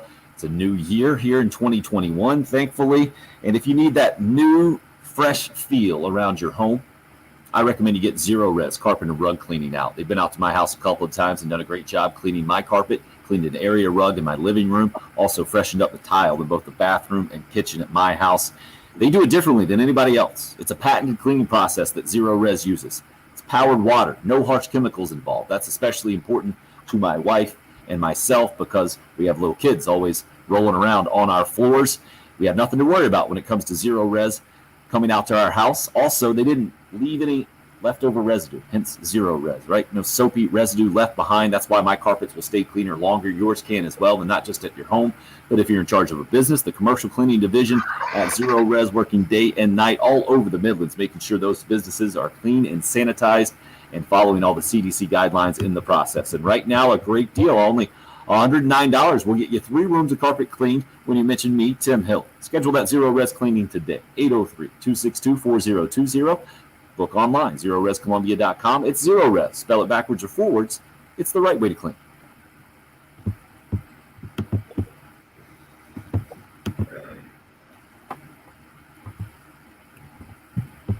So, Bill, were you here? I was talking to Patrick. Ed thinks we can get that audio, no problem, from the. Yeah, I heard you from the talking show. about that. Plugging in something. Yep, and then he should just be able to switch it over to program 2 while we're in the break, and it should be good. Stay on the headphones, and we don't have to take the headphones on and off. So if we had, because we can get one of the South Carolina coaches to come on, that's no problem now. They're wide open. I know y'all seen that. Yep. Now we want somebody who fits our show. I think Ryan Day would be good. Beamer would be fun. I know him. Justin Stepp, we've got relationships with him. He's always a good guy. You know, This week we get Ryan Day on the show. I'm sorry. What did I say? Did I say Ryan Day? We'd probably get him on the show. Why wouldn't you want to come on in this state? He might want to come on the South Carolina channel to talk about the Clemson game. Sure. Rub it in their faces. Yeah. We could ask him how he felt about being ranked 11th. Yeah, my Jason says get Day and Kimry. We already had Kimry's been on this program on our shows too much. So my question is, what can we do uniquely? That's what I want to do, right? And I think the new administration might be up for it, to where it's a relatively regular deal and it's unique to us. And it's clear that we're not getting the usual coach speak. That's what I want to avoid. But I think that's why you and I, people always say about interviews, you and I don't like bringing people on to be, well, what do you see in last week's game? If we come on, I want to talk to Shane Beamer about, you know, how he handled his daughter. I think it was his daughter who was on the floor crying and fussing. Did y'all listen to the ESPN, the Marty and McGee interview with him? Heard it was great. Saturday morning? No. He said he came out of the room after he talked to Tanner. He goes, it was a picturesque moment. The family embraced in a big bear hug, except for one child who was laying on the floor, kicking, screaming, and crying because she didn't want to have to move. I believe it. That is real. That's the real stuff that we want, not the PR stuff. Yeah. So are we talking after show hours type stuff that we're talking about? No, just funny. Like the one time I asked Muschamp about what they have for breakfast, I'm pretty sure that's why he never came back on, because I asked him about vacations and grilling and, you know, and he's like, oh, we don't, we use that cut for years. Oh, there's no vacations around here. Thank you, Stalin. Nice to know that's how, oh, I don't eat donuts. I have a granola bar. Well, Beamer refused to say what his favorite restaurants were because they didn't want to offend anybody. Oh, no, he. But you gotta. I'm gonna get more coffee. You gotta. Those are the good interviews.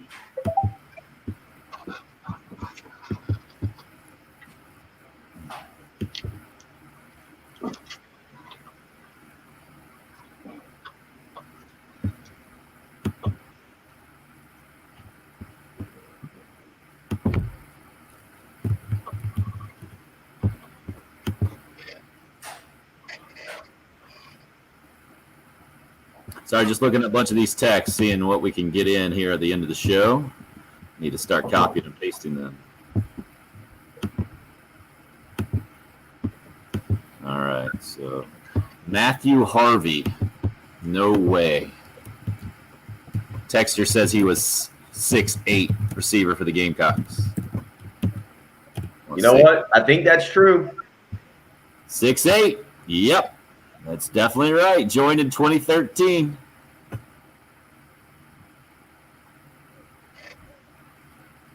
from Rock Hill.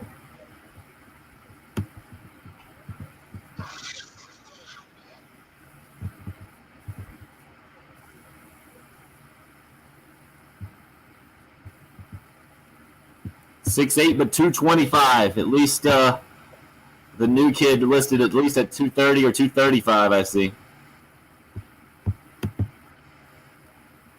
E.J. Jenkins. I'm going to have to say that at least 12 times in my head to remember it.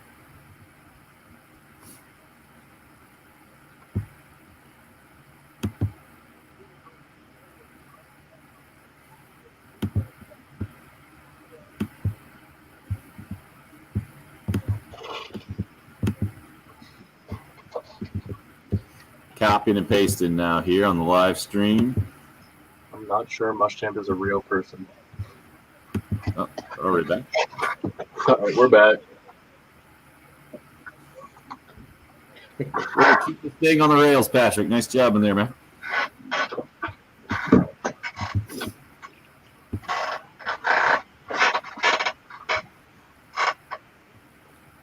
You're up. Quick reminder, especially maybe as you're watching the basketball game tonight, if you need to get out gas baggy hot take, not during show hours, our hot take hotline always there for you 24/7. 978-6654 is the number to that hot take hotline, sponsored by Twin Peaks, where men never settle. Go see them down in the Vista. That's Twin Peaks sponsoring our hot take hotline. 978-6654 is the number. You know the number into the Cool Care Heating and Air text line, 803-404-6100. And York, good point. Matthew Harvey was a 6'8 walk-on wide receiver for the Gamecocks from Rock Hill. Didn't play much, but was our first 6'8 receiver, York says. That is pertinent today because the transfers from St. Francis have gone official. E.J. Jenkins, the 6'8 wide receiver, and Jason Brown, their quarterback, moving up from St. Francis up in Pennsylvania, FCS level, and officially now transferring into the Gamecock football program. We need to officially talk to our favorite 86-year-old caller. Right, Patrick? We still got our buddy Gamecock Larry on the Love Chevy phone line. This is great news on the day that Tennessee hires its new head coach in Central Florida, head coach Josh Heupel, moving with Danny White, the AD, up from Orlando to Knoxville. Gamecock Larry, what do you think about it, sir? Please educate us. It's a stopgap. This coach will be there maybe next year, but the end of 2 years, he'll be asked to leave. This is a stopgap just to say what the NCAA gets. And if the athletics director, he may last one more year, but I'll say in 3 years from now, they'll have a new athletics director and a new coach and a new coaching staff. That's about all I got to say. Go Gamecock. Just strong and succinct this morning. Well done, Gamecock Larry. I think we would all be surprised. It happens that quickly. Danny White will be there for a few years, unless Danny White decides to leave on his own. He'll be there. But he is kind of tying himself to this hire, isn't he? That's one of the reasons why I thought the reports were just smoke. No, he's just throwing that name out there before he hired somebody else. I think he's able to get out of this thing pretty quickly. I mean, he gets a get out of jail free card on this. If Josh Heupel doesn't work out, he's like, look, guys, we were in a bad situation, bad job. We were about to take sanctions. It wasn't looking good. I couldn't get any of the big name hires. This is where I had to go. I knew this guy would run a clean program. I knew this guy would get us out of the doldrums with sanction. I'm going to make a big hire this year. He gets 2 hires. He gets 2 football hires. Heupel got to get out of. He's got to get out of jail card on that one. Is it a get out of jail free card? You have to pay bigger. You might have to pay a little bit. Might have to take a little bit of pay. Might not get that contract. Peter says maybe Jamie Chadwell's happy where he's at and happy with the amount of money he's making. There's certainly something to that, but with astronomical raises as possibilities with other programs, it's hard, I think, for a lot of us to believe. We asked you, what do you think of Tennessee hiring Josh Heupel, the Sudeth Automotive? Poll question at TimHill1075 on Twitter. 51% of you going with as good as they could do this morning. Is the winner underwhelming with 35% of the vote? 30. Home run for opponents edges out home run for Vols in third place. A newsy show. good to do another one of these, especially as it pertains to college football. Time will tell about Josh Heupel. Enjoyed it, gentlemen. Bill, I'd say a solidly mediocre performance from us. That is the theme of our program. We're solidly mediocre, and we did it again. And we'll be back tomorrow. To do more mediocre radio. It's 107.5 The Game. All right. I did not take a break at all the whole time, so I really got to pee. And I know you got to do some work, Bill, so we'll kill this live stream. Sounds like a plan. Yeah, I got to keep a couple here, Patrick, whenever you're ready. I'm ready. Appreciate everybody listening and tuning in on the live stream. Patrick, what you want to give them one last plea to subscribe?